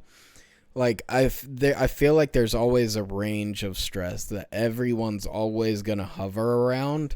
And you may deviate a little bit above and below, but you're always kind of at this particular stress level. And no matter what your problem is, like, even, like, if you're like, oh, well, I don't have the money to pay the bills, that's why I'm stressed. Well, like, even if I gave you the money to pay the bills, you'd find something else to bring you to that same stress level. Like, that's your medium. Dude, yes. It's that RAS. It's like reticular something selector. It's some type of selective system you have. It's a belief loop. So if you believe I'm not worth something, or you believe I must always be in stress, you believe I'm always down, you look for that. Okay, let's say girls don't want to talk to me. That's my belief. Then all I see is people who don't want to talk to me. And then I confirm the belief by trying to approach one of those girls who don't want to talk to me. It doesn't work. And I'm like, see, girls just don't want to talk to me. And then I just marinate in that. That's why, like, a lot of the stuff people make fun of, the very basic advice people make fun of, but, you know, just tell yourself you're worth it, or, like, you know, think this way. That people, you know, just piss all over it. But if you like, that's how it works, because that's all you see. It's the same thing as you've probably heard this one of, like, if I told you to, like, point out everything in the room right now that's red, you will start seeing things red everywhere that you didn't notice before. And you're like, there's a lot of red stuff in this room. Mm-hmm. Well, like, dude, I feel like the reason why people feel weird about the, like, oh, well, you should wake up, you need to have this on your mirror, you need to say this every morning and stuff like that, feel like it's because it almost just, it feels lame. Like, you know what I mean? It's like you can't see anyone else doing this, so when you're doing it, you feel weird and out of character. Yeah, you're like, oh, this is corny. Mm-hmm. No one does this type of thing. Yeah, there's a force, and it's like, I mean, just try it. It might work. I'm not one of those, like, write something on the mirror people, but whatever, hey, man, whatever turns your crank, man. Whatever turns your crank. For me, like, makes it work. Dude, that's how I am. My hog. Like, for me, it's just, like, whatever. Like, it's just, for me, it's whatever, bro. Like, I don't think about that stuff. Like, I always try to keep my mind of, like, I don't really care what other people's opinion is. Like, let me just do me. Let me figure out my own thing. Like, like, I try to have that philosophy that's always preaches, like, everyone else is more concerned about themselves. So it's like, stop being concerned about yourself and understand that nobody cares about you but you. Like, you're the only one who's hyper-focused on what you're doing. And I feel like I've just kind of tried to keep that in my mindset. Yeah, I mean, that's like one of the things I always tell the people to like just start to get into the gym. You know, because one of the first things everybody does is basically after they finally just get, you know, they're there for a week or so, they want to like make sure they have like the best outfit. They want to make sure they look good to go to the gym. They want to make sure that what they're doing doesn't look stupid. And I'm like, look, dude, if everyone in the gym is worried about what everyone else in the gym is worried about, then no one is worried about you. Everybody's using the mirror to look at themselves. Like, so don't, It doesn't matter, dude. And if someone does look at you, cool. However you take that's however you take that. She's probably not checking you out. You might just be in the way. Like, it's just however you take it. Dude, that's what I like. That's what I used to like about the gym is it was a sport. Well, I guess a sport, a hobby, whatever, but it was you versus you. Like you were only against yourself and you could only, I don't know. I just like that. Instead of, like you said, you really don't, you gain nothing from worrying about everyone else around you. You have to focus on yourself. I don't know. I just like that. Well, that's what I love about skating. Even in a game of skate, half of the game is just playing yourself. Mm-hmm. You're like, am I more trying to land a banger? Than I have been? Yeah. Well, not just the bangers. Like, let's say we're not playing. You'll say you're playing a stranger. You don't neither of you knows the moves, and you're like, am I consistent enough to do this? Mm-hmm. What trick do I do? So there's half the battle is you, and then you're like, am I under pressure right now? Am I shaky? I'm under pressure. I can't do. So that's to me, you know, and I still like the gym, but to me, the gym is just kind of like a get it out of the way type thing. Mm-hmm. Whereas it used to be, but that's what made it fun is that you and me went. Mm-hmm. So while it was you versus you, we pushed each other. Yeah. Same thing with skating. I skate alone. It's me versus me. I skate with y'all. We'll push each other. Yeah. So there's a balance. There's a balance of like, yeah. Well, same thing with like y'all 100%. Working out and stuff like that. Yeah, it's you versus you, but same things. You want to have a workout partner too, because like you said, they'll push you. Yeah. Yeah, you're true. Like, yeah, you dang. I haven't been in 3 weeks. Where you at, bro? You're like, dang it. You've been getting gains while I haven't been? Yeah. So, yeah, oh, dude. What's funny is along those same lines is like I've figured out I kind of have that ability with some people of like I don't even have to be there to get them to push themselves. So my coworker always comes in and looks at himself in the mirror and looks at his arms and stuff like that, and I just make fun of him for scrawny legs. I'm like, yeah, but you're definitely not doing leg day. And he told me, like, he's like, you know, ever since you started making fun of me about leg day, I've never skipped leg day. He's like, it sucks, but I do leg day every day. That's awesome. It just made me laugh because I was like, I did not know I had that kind of power in your mind, but I was like, I mean, you were skipping leg day, so I guess me calling it out was a good thing. I was doing it just to mess with you, but... Dude, those people... That's the thing, though. There's a little working in your favor because those people are insanely body conscious. Mm-hmm. So there's a lot working in your favor. He's probably like, holy crap. I am uneven. Oh. And then he's like going on Google and he's like, how do you even out your legs and haven't been trained in so many months? What do I need? Like, he's like probably panicking when he went home. He's like, crap. Mm-hmm. But what's funny is it was just like all guys do. We just kind of light rib each other about stuff. Even if it's something like dumb that we're like, yeah, I'll mess with them about this. Even if you don't think it'll bother them. Because like my favorite thing, like when messing with someone, is arguing a point that is so obviously not true.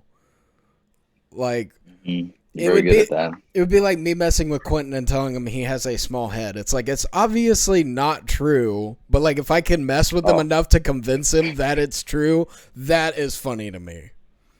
Like, let me push this ridiculous point that's obviously not true. Let me go after it. Let me see if I can get him to believe it.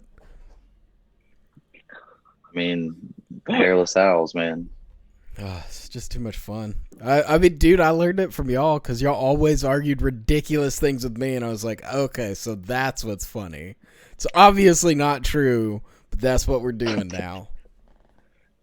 That's what we're doing now. Whoever's louder. Well, dude, it's like how y'all started at the beginning of the podcast. You're like, no, this is fictional you, but y'all are making the point of me carrying around like a samurai sword and a katana and everything like that. It's like, obviously I'm never going to do that, but you're going to argue the point and make fun of it so much that it's going to start to bother me. Like, even though it's obviously not true and it's a way fictional version of me. And I'm like, why? Why is this what y'all think is within my realm? It's just like the Viking who ripped off the beer can. Dude, up like your alley, yeah. Yeah, like right off the top, like that part, not the lid, like this whole circular. It was every mannerism. I wish you watched it because I was picturing the video today because the way he does it, like he grunts but tries to suppress the grunt so you don't think he actually tried, and then like tries to conceal his heavy breathing to again make it look more effortless than it is. You know, and he knows that took a pull. And it's out of the ordinary. For me, it's just like it is a practice thing that makes me laugh. Like that's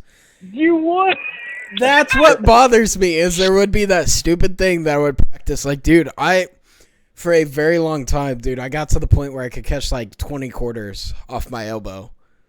Because for some reason, I was like, I want this hidden skill that's just stupid. I want it. I don't know why. I want it. That is you, bro. It's just like when you got good at Johnny Cage. Yeah, like there's no reason. That one I had a reason. I was like, I just wanted to make our other friend upset. Like, but there will be those dumb tasks that I'm like, there's no reason why I should be good at this, but I'd like to have the skill. That way the conversation comes up of like, why are you good at this? I'm like, oh, I don't know. Like throwing ninja stars. Yeah, like why are you good at that? Well, I don't know. It's just my thing. You've never tried, bro? Have y'all ever gone to one of those axe throwing places? No, I kind of want to though. It's fun. I keep trying to go, and then plans keep changing. Yes, dude. Dude, they have like a cheap one in Burleson, bro. Like it's not anything crazy, but that one was fun. I want to go there with a lady friend. But yeah, that would be super dope. See how I throw my axe?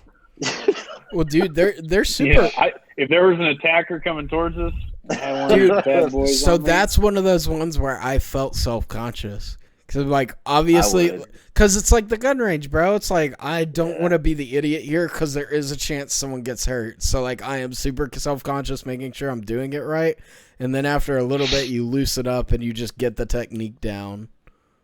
Dude, it was so much fun. Like, and what was weird too is like, it's such a weird thing to have experts on. Because like the guy would come up and he'd be like, you need to actually hold it a little bit lower. He's like, you see how you're getting that forward spin in it and it's spinning a little bit too much? He's like, it's because you're too high up. You need to go a little bit lower so it has a little bit more spin and it'll finish out that rotation. I'm like, why is this a nuanced thing?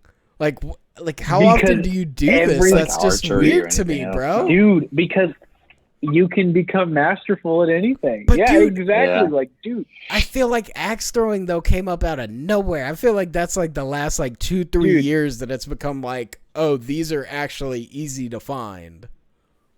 People were expert cloud chasers. Yeah. You know what I mean? You know, it's like you can become nuanced at anything. There was breathing techniques. There was breathing exercises. Dude, there was a guy who was a kaiju expert. Did y'all see that? Haven't we talked about this? I think we talked about. Yeah, I feel like we've talked about this. The MonsterVerse videos. Yeah, we were talking about what kaijus would beat what and stuff like that. And they brought in an expert. Or a master. Yeah, I mean, you can be masterful at it. Well, that's like he's like super like into it, but I think he's telling us like the spin on the axe. You know, there's the like you said, the archery, but yeah, vaping. I mean, dude, I got into the Rubik's Cube for like a few months. Like my best time was under a minute, and I like blew my mind. I was like, dude, imagine what like people that are like masters with a boomerang, what they can do. The most I bet they can do some crazy stuff. There are those. There's a guy on YouTube that makes different boomerangs and throws them. He made one that was like a cross. Dude, Alan Watson. God, I love that man. He's like he's like something about, God, I'm gonna paraphrase it, but he's like whatever you want to do, like forget the money. He's like, do that. He's like, you can become a master at anything. He's like, everybody's interested in something.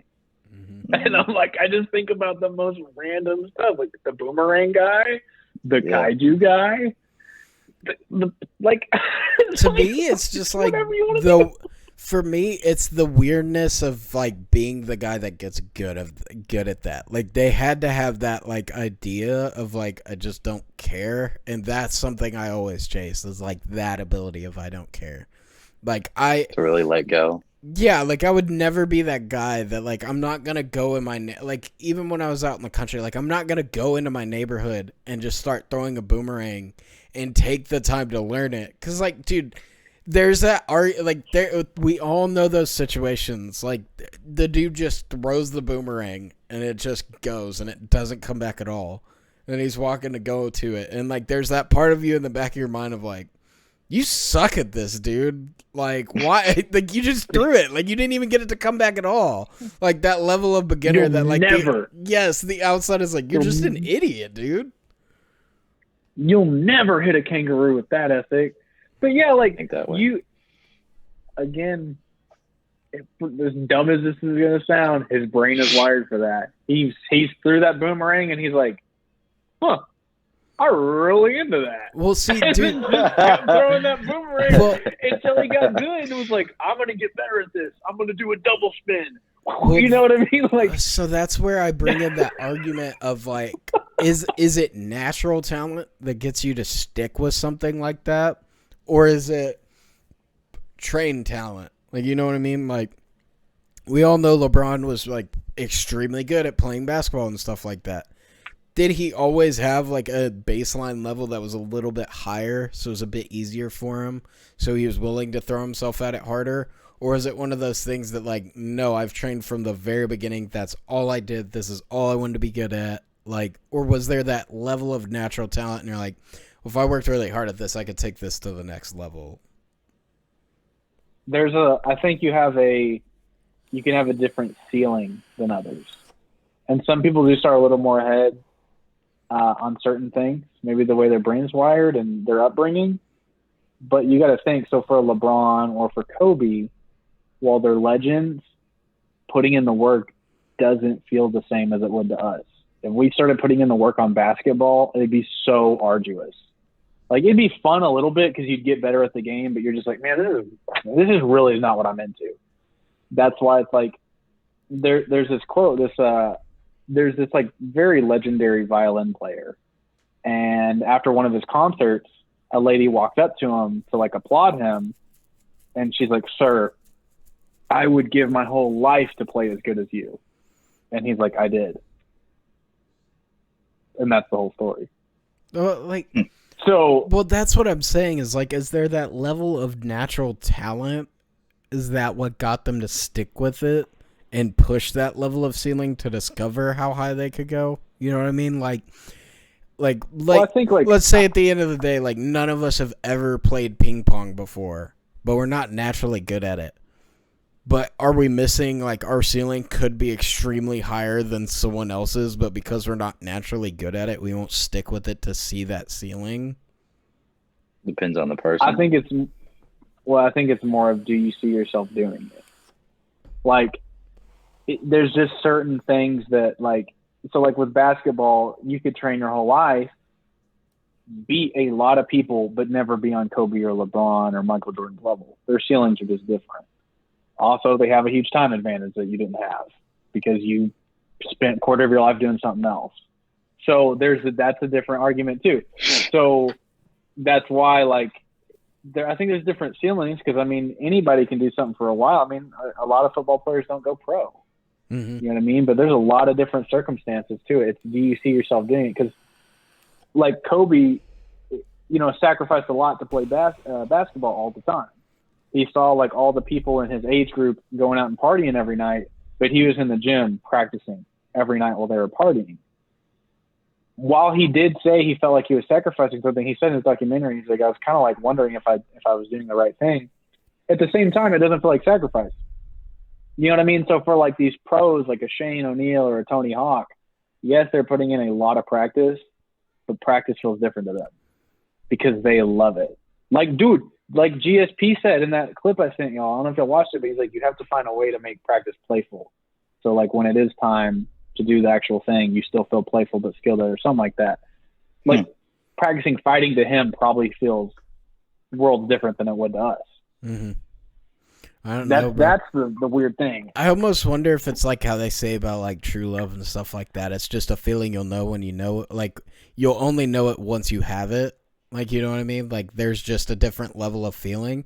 And I wonder that same thing for like hobbies and passions and stuff like that. Is there just, it's different and you can just feel that it's different, but you only know it's different if you've been there. Like, or if it's actually different. You have to try it, yeah. Yeah, you have to try it, but I think you do know it because there's so many things you might not know that you're into because you haven't been exposed to them yet. Mm-hmm. I mean, dude, just think about what is something you cannot shut up about. That'll kind of lead you down the right path. Like, I cannot shut up about self-improvement, philosophy type stuff, and skateboarding. Those are two things I cannot shut up about. Sometimes sales, but top two. Those two. I cannot shut up about those. So I should probably do something that involves those things. You know what I mean? And you can just, you know, whatever it is for you. If it's gaming, if it's politics, even if it's crypto. Dude, what is something you cannot shut the hell up about? So on the same like wavelength of like theories and philosophies and stuff like that. So my coworker and me were talking about it. There's a philosophy out there that there's 3 different generations of people. There's the warrior, the philosopher, and then the poet. And that generations always kind of go in these cycles. And like we were talking about which one we think we are versus what we think our parents are and our generation was. That was actually like, dude, that went down a super deep rabbit hole of like defining what it meant to be a warrior and what you consider. Because I was like, I feel like a lot of people are going to look at it and be like, well, I want to be the warrior. I'm the warrior. Like, that's who I am. But I was like, that may not be the case. What were the 3 choices? So the idea is that in each generation, there's the, like, let's say, for instance, like your grandfather, he's the warrior. The next generation, so like your dad would be the philosopher, and then you would be the poet. And kind of going down the rabbit hole of like, okay, where are you in that generational gap if it's a real thing? That's interesting. So is it supposed to? Does it always go in that order? So that's what we were discussing. And so I was like, I don't feel like it's 100% true because I was like, obviously there's got to be outliers to it. But if I were to say that in general philosophy, you could probably look at other people's families and be like, yeah, that's actually kind of true, like outside looking in. It's kind of the same as like kind of just naming stuff at, you know, different boxes. But I mean, I think I could see that pattern of like the warrior had to fight, struggle, create the peace. That brought on philosophy. It's kind of actually how it happened in history. That's what you know what I thinking. mean? And then like, and then the philosophers, so much to think about and to explore, then became the artists. Because there's like all these ideas. It's still peaceful, but it's gone to the next level. Because the philosophers were still ripped and trained for war, like because they believe there should be equal amount of artistry in a human and like art and like philosophy. Well, dude, like, you have to be able to do both. So that was the fun conversation, and then tried to figure out where we stacked into that. I came up with that I am most likely the philosopher. And that my dad was most likely the warrior. See, I feel the same. See, but that could be the case, right? Because like I look at, because like like when I gave out like what my grandfather did and stuff like that, he was like, "Oh, he's obviously the warrior," and I'm like, I don't look at him as the warrior. I think of him more as the poet. Because like of how good he was at what he did, I was like, it's kind of a poetry in and of itself. And I was like, and my dad, I'm like, yeah, I could see him as a warrior. Like, he's done with a lot of hardship and stuff like that. Not all of it his fault. So like we were having that conversation and kind of figuring out where we stack ranked into it, dude. It went pretty deep, and we started analyzing like our lives and stuff like that and where we were. Like, what do you like? Because my weirdest thing is like you said, Devin, you think you're the philosopher, but I wonder for Quentin, what do you think you would be in that stack rank up? Do you think you're the artist, the philosopher, or the warrior? I really don't know, dude. Definitely not the warrior. But I mean, I don't know if I would have to guess that I would be the poet, like from either branch from my family tree, because both of my grandfathers were both in the war. So then the next generation on both sides, my mom and dad, like grew up 70s, 80s. Not really. Well, I mean, I'm not saying it's like perfect time, but like they like philosophized. They lived like the hippie life and, you know, rock and roll and all that. And then now here I am, and I'm just like, for like, me, do something with it all. You look at it, you're thinking very like general and era. The way I look at it is more of like, well, it depends on what you define a warrior as, right? Like most people think warrior, they think like a fighter, someone who went off to war, stuff like that. But I don't think about that as the warrior. I think warrior is more like a mindset and attitude and a way to take on tasks. Like those people that you meet that are willing to just like, no matter what, you know, they're going to put their nose to the grindstone. Like if the situation arises, like I'm going to lose my house if I don't have 2 jobs, they're going to put their nose to the grindstone. They're going to get two jobs, and you're never going to hear them complain about it. They're just going to do it, and they're going to get the job done. Like I think of people like that as the warrior, that person who's willing to just keep their nose to the grindstone and get it done. That would still be my grandpa. So I guess I'd still be the poet. Because I mean, he came from nothing, bro. Like literally nothing. Well, that brings a good point, because I was gonna say, but you kind of like answered it that way. I was thinking, I'm like, I feel like most sons, or maybe even daughters too, would think that their parent was the warrior, because they're like, well, if they didn't do what they needed to do, I wouldn't be here. So I feel like most kids think their generation before is the warrior. So I don't know.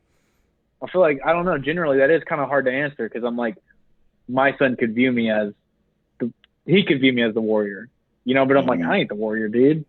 I just, you know what I mean?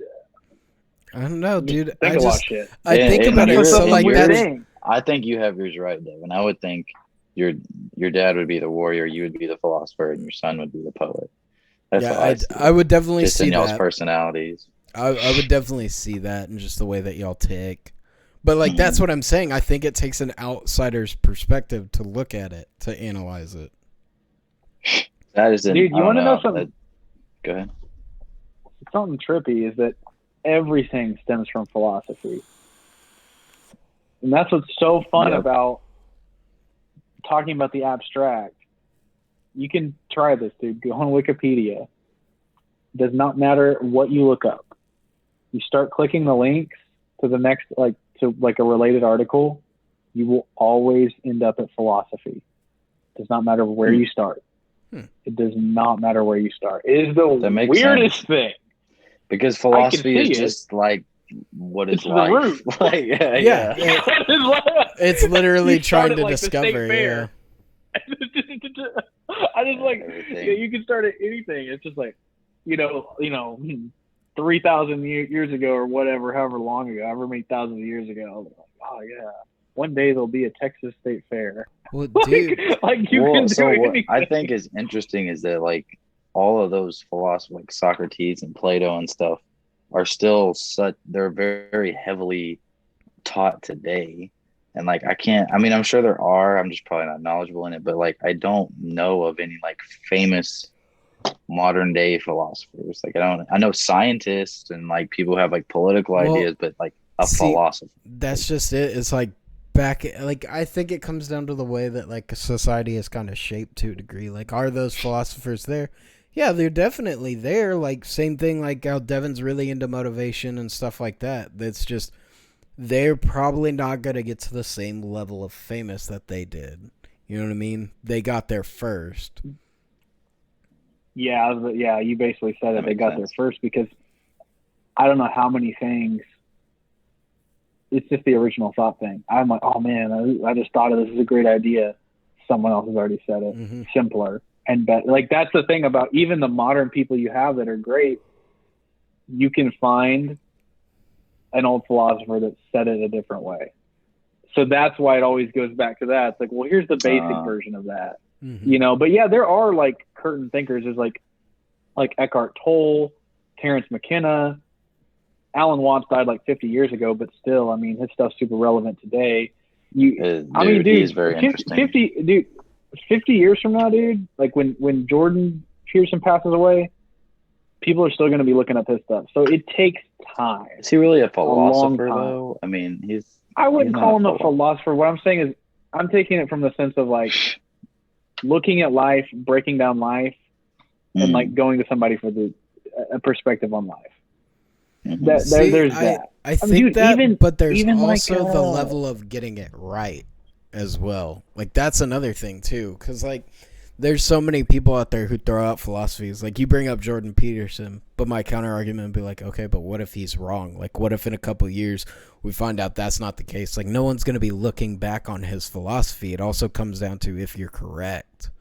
Because like that's the thing. I feel like with those older philosophers, they said it, but they said it just broad enough that you can't exclude it. You know what I mean? It's like, how broad can you go but still be within the lines? Because once you start building in those walls and confines, people are going to find out where you're wrong in those confines. Whereas they went very broad with it on like just a simple principle. And they elaborated, but they just kept it very, very, very basic so that they couldn't be proven wrong on it. Well, it's because it's most poetic in its simplest form. But also think about modern day. There's more factors that play into it. People want to prove somebody else wrong, and they just start throwing mud at everything. Like people have discounted Alan Watts because like he's, you know, supposedly he's an alcoholic in his final years. Like, well, that should discount everything he's ever said. You know what I mean? So like with other stuff, like, you know, with like Marcus Aurelius is like the most famous Stoic. What are you going to do? Oh, I have this video of him cheating on his wife on Instagram. You don't have that anymore. You don't have that. They cannot be tainted. Now you can just sit here all day and you could find something bad on somebody now and be like, this discounts everything. You're like, okay. You say that, but a lot of those historical figures, we do find out stuff about them that we're like, yeah, they also did this while doing that. Like, there's also that level of it still exists. But we almost accept it, though. We're like, well, yeah, so that's my thing is, like, I think you have to stand the test of time long enough to where by the time you get there, nobody cares anymore. Whereas, like, I don't, like, when I think Jordan Peterson, I think he was called out before his time. Like, you know what I mean? Like, how many people argue his theories and stuff like that nowadays? People care about it nowadays, so I think it'll translate down. Whereas, like, back then, it probably happened, but the media didn't pass it so quickly. So it took way longer to find that stuff out and recover that information. So, like, you know, like 100 years passes. Well, man, dude, it's been 100 years. Like, you don't want to get that critical at it because it's that argument of, well, it's in the past. So, like, man, it's not that huge of a deal. Like, look at the basic principle.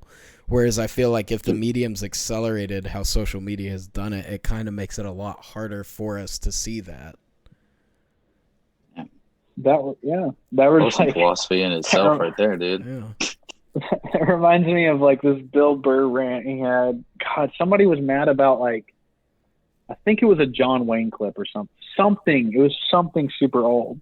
And he's just going on his tangent. And he's like, yeah, the guy was born over 100 years ago. They talk different then. Like, let it go. Mm-hmm. And it's like, yeah, I mean, that was my thought on it. If he says a slur or something, he was born 100 years before I was. Like, okay, what am I going to do about it? And yeah, it was probably standard practice then. Yeah, I can't hold him accountable for back then. Like, he's not around anymore. Like, what do you want me to do about holding him accountable?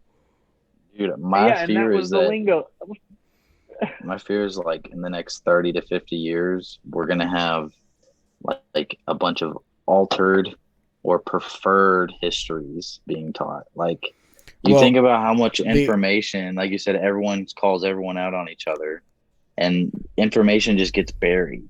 Like when you are talking about the stuff with the COVID, we just move on to the next thing and the next thing and the next thing. And there's all these opinions branching out. How are future people going to be able to be like, So this is right or this was right. So that's where it comes down to the basic philosophy of the principle and the saying of the victors write the history, right? Like the winner of war tells the story. So like same thing. Like if the left wins in this overall arcing battle, and by that time, yeah, that's going to be the philosophy that's taught. But if they lose, that's not going to be the philosophy that's taught. And also, I mean, think about how much more have you learned about what you thought now that you've graduated. Like, dude, I remember one of the biggest things about the Thanksgiving story. It's like, no, it's not what happened. They slaughtered that tribe. They played soccer with their heads, and they raped all the women there. I remember telling this to, I think my great, yeah, like very much older grandmother I had. She's like, oh, I can't believe they're teaching that in school. And my uncle backed me up. He's like, no, they teach you they sat at a table and had Thanksgiving. He's like, no, Devin's telling you right. They did not come there to have a dinner. Like they slaughtered them. You know what I mean? It's like, I get it's kindergarten, whatever. You probably can't teach 5-year-olds rape and pillage, but that just goes on throughout the entirety of your school cycle. The winners, writing it. So like, well, you get out of school and now you learn all this other stuff. And you're like, whoa, oh crap. Dude, I feel like everyone's going to be trying to tell their own version of history. And there's also going to be people like, I mean, even now all over the world, and especially in America, people are trying to correct historical injustices, slavery, racism and all that stuff. But like here in America, but like that's just going to accelerate at an even higher rate because everything's documented. Well, so that's the weird thing is like it also comes down to like the argument from that side would be like, because for me, I'm like the truth should reign like supreme no matter what. Like if you messed up, it should be known regardless of whether you win or not. Like in my perfect society, the truth is out there regardless of whether you like it or not. If it hurts your feelings, whatever. You know the truth, you're better for it. Whereas like it's like, what do you consider the truth? Always seems to be the question now. Like it is no longer a game of facts because everyone's gotten so well at hiding the facts. Like how we talk about the histories written by the victor. Mm-hmm. Like, or they just make up their own facts. I just disagree with you and I'm right. Mm-hmm. I mean, facts kind of get in the way sometimes. But dude, like, you also got to consider what country you're born in. You know what I mean? Like, we're gonna learn our side of it. Mm-hmm. You know what I mean? Like, and then you get into university. Not even what? Oh, sorry. Go ahead. No, go ahead. I was gonna say, not even the country, your state. Your state will teach you different history, like depending on what state you're in. I know it's very heavy here in America. Like you will learn a completely different. Yeah, the war of Southern aggression, or the war of Northern aggression. You'll learn a different Civil War history. You'll learn a different American history. Like basically, American history is different, and then you learn about your state, and you want state pride. But the thing about the thing about history though is like. I understand why it's important. My problem is I find so few people that care about it. I personally did not care about that subject in school ever. Oh, it's my favorite. Oh yeah, never, I love history, ever. I know y'all two liked it. No, I know y'all two liked it. My favorite was English. Science for a while, but it turned into English. But yeah, like that's the thing. Like I don't know. Like people are so in the now. You know what I mean? Like it's now. And it's always the old saying, you don't learn your history, you're doomed to repeat it. But it's like, they don't care. Bro. The people don't care enough to be like, dude, you connect these two dots right here, you'll see what's going to happen. Yeah, I feel like a lot of our modern day problems could be answered with history. Like our answers could be throughout somewhere in history that we're just, it's not a focus though. No one cares about it. And I feel like a lot of modern problems, I feel that way about philosophy. I feel like a lot of stuff that people fight about and people get obsessed with could be solved with a lot of philosophy. But you have to you know what I mean? You can bring the horse to water, you can't make it drink. You know what I mean? So you just gotta hope enough people drink from it. You know what I mean? Like, I think it's important to have historians and people who care about it, but I mean, who cares? That's the problem. I still find it weird that in England, like, when they taught, like, the whole, like, Revolutionary War, they pretty much just teach it as, like, yeah, y'all are just another country that left. Like, there's so many others that did it. Like, y'all aren't special. Dude, that's mind-boggling to me, because we're taught, like, that is a huge part of our history. Like, that's what makes us unique. And in actuality, it's like, no, it's actually not that unique at all. Or, like, the government y'all set up was unique, but I mean, other than that, like, yeah, we're just another country that left us. Like, India did it, Africa did it, Australia did it. Like, it's not that ridiculous. The other thing too is that what gets pushed out, because we're now in 2021, right? So 2008 is enough to put in the books of like, hey, here was our first black president or whatever. But how much is, you know what I mean? It's like you keep adding on to the front, stuff's going to start falling off the back end. They're going to have to start being like, there's only so much we can cover. Well, yeah, then it becomes a determination of what's important, right? Yeah. And that's... Exactly. Well, that's the problem with history in general, is like, it's not one of those things that you can do, you know, a 12-year course on and just be done with. You'll probably never be done with it. Well, yeah, because like, where do you start? Where do you stop? Mm-hmm. Because English is like, kind of like, you know, it's a formula. Yeah. Math is a formula. Well, it has a definite answer. Yeah. Mm-hmm. Like, I don't know. Well, I mean, history does... Well, okay, no. History has a somewhat definite answer, but it's... Depending on who you ask. It's also like you can read about an event that happens, and there could be a whole bunch of different other things that happen within it. Like, I don't know how to... Like, I'm not wording that well, but like... I know there is different principles to take from each event, and you could like, just like people say, like, if you read the Bible, you can read a story and get a different answer by reading the same verse multiple times, just depending on how you look at it. I think the same way with like history and stuff like that. You read it, you may take back a certain principle and be able to draw like parallels and stuff like that to nowadays, but you could read that story at a completely different time and get completely different principles from it. It's kind of open to interpretation to a degree.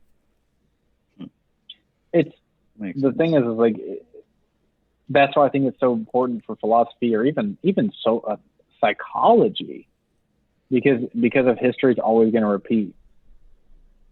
So it's like, is it more important just to learn how humans are going to behave and how power is going to behave?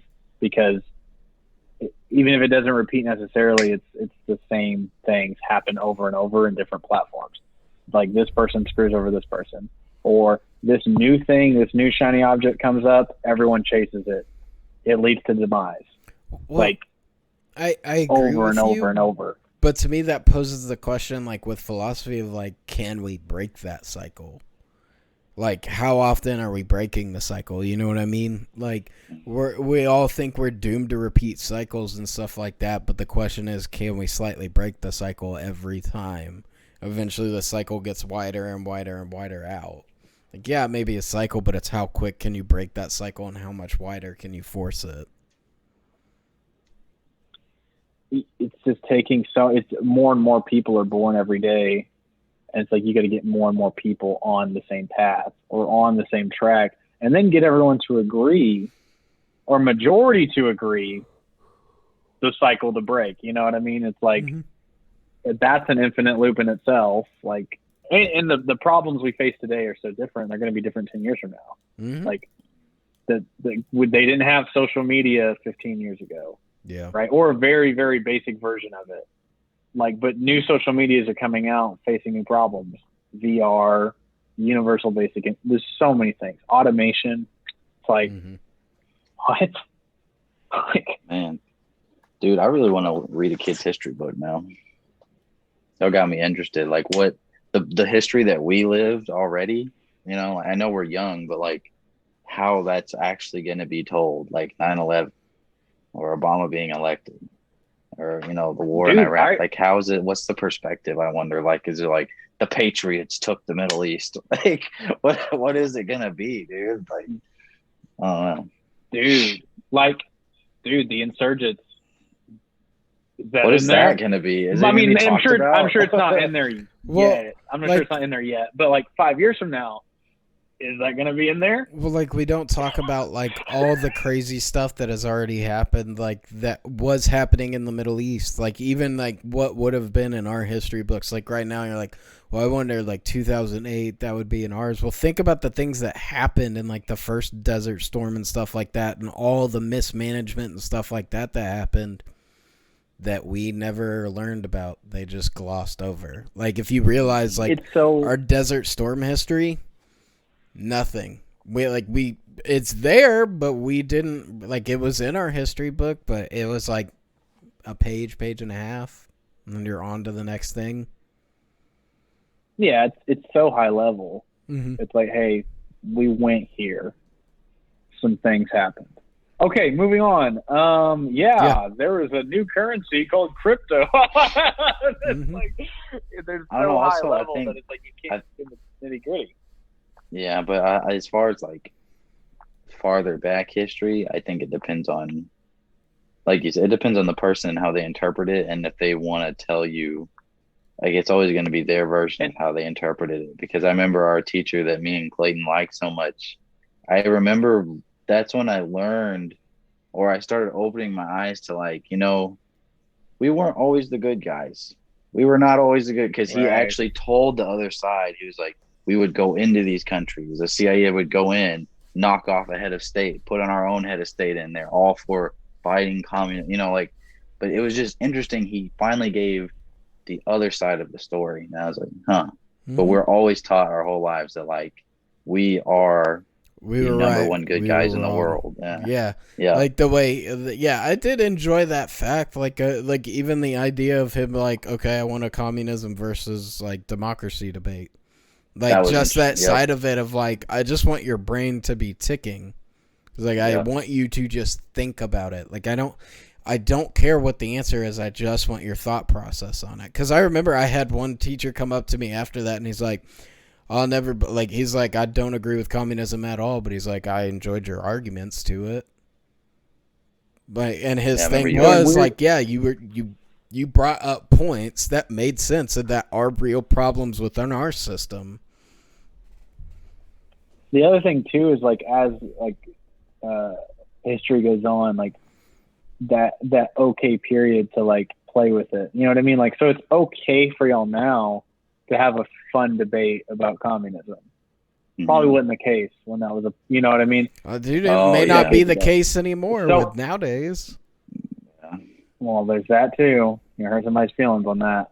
So that's what I'm saying. Like, dude, I remember in high school, we had a whole set, like, we watched Lee Harvey Oswald documentary, we watched the JFK documentary, and we wrote a paper on how we thought it was a conspiracy theory, and that was okay. You know what I mean? Like, that doesn't seem like a big deal to any of us. Critical so thinking. Long ago. Yeah. But hold on though. No, you're not wrong. I don't mean to say it like that. But, like, could you do a 9/11 block on that? I feel like there'd be quite the uproar of, like, hey, let's maybe do a in 20 years. This was right, exactly. And then 20 years from now, can that be a thought exercise that's okay in school that we're just like, yeah, it's like 35 years ago, man, like, whatever. Like, dude, it could be. I mean, 40 years from now, like, I would be okay if that thought exercise happened in school.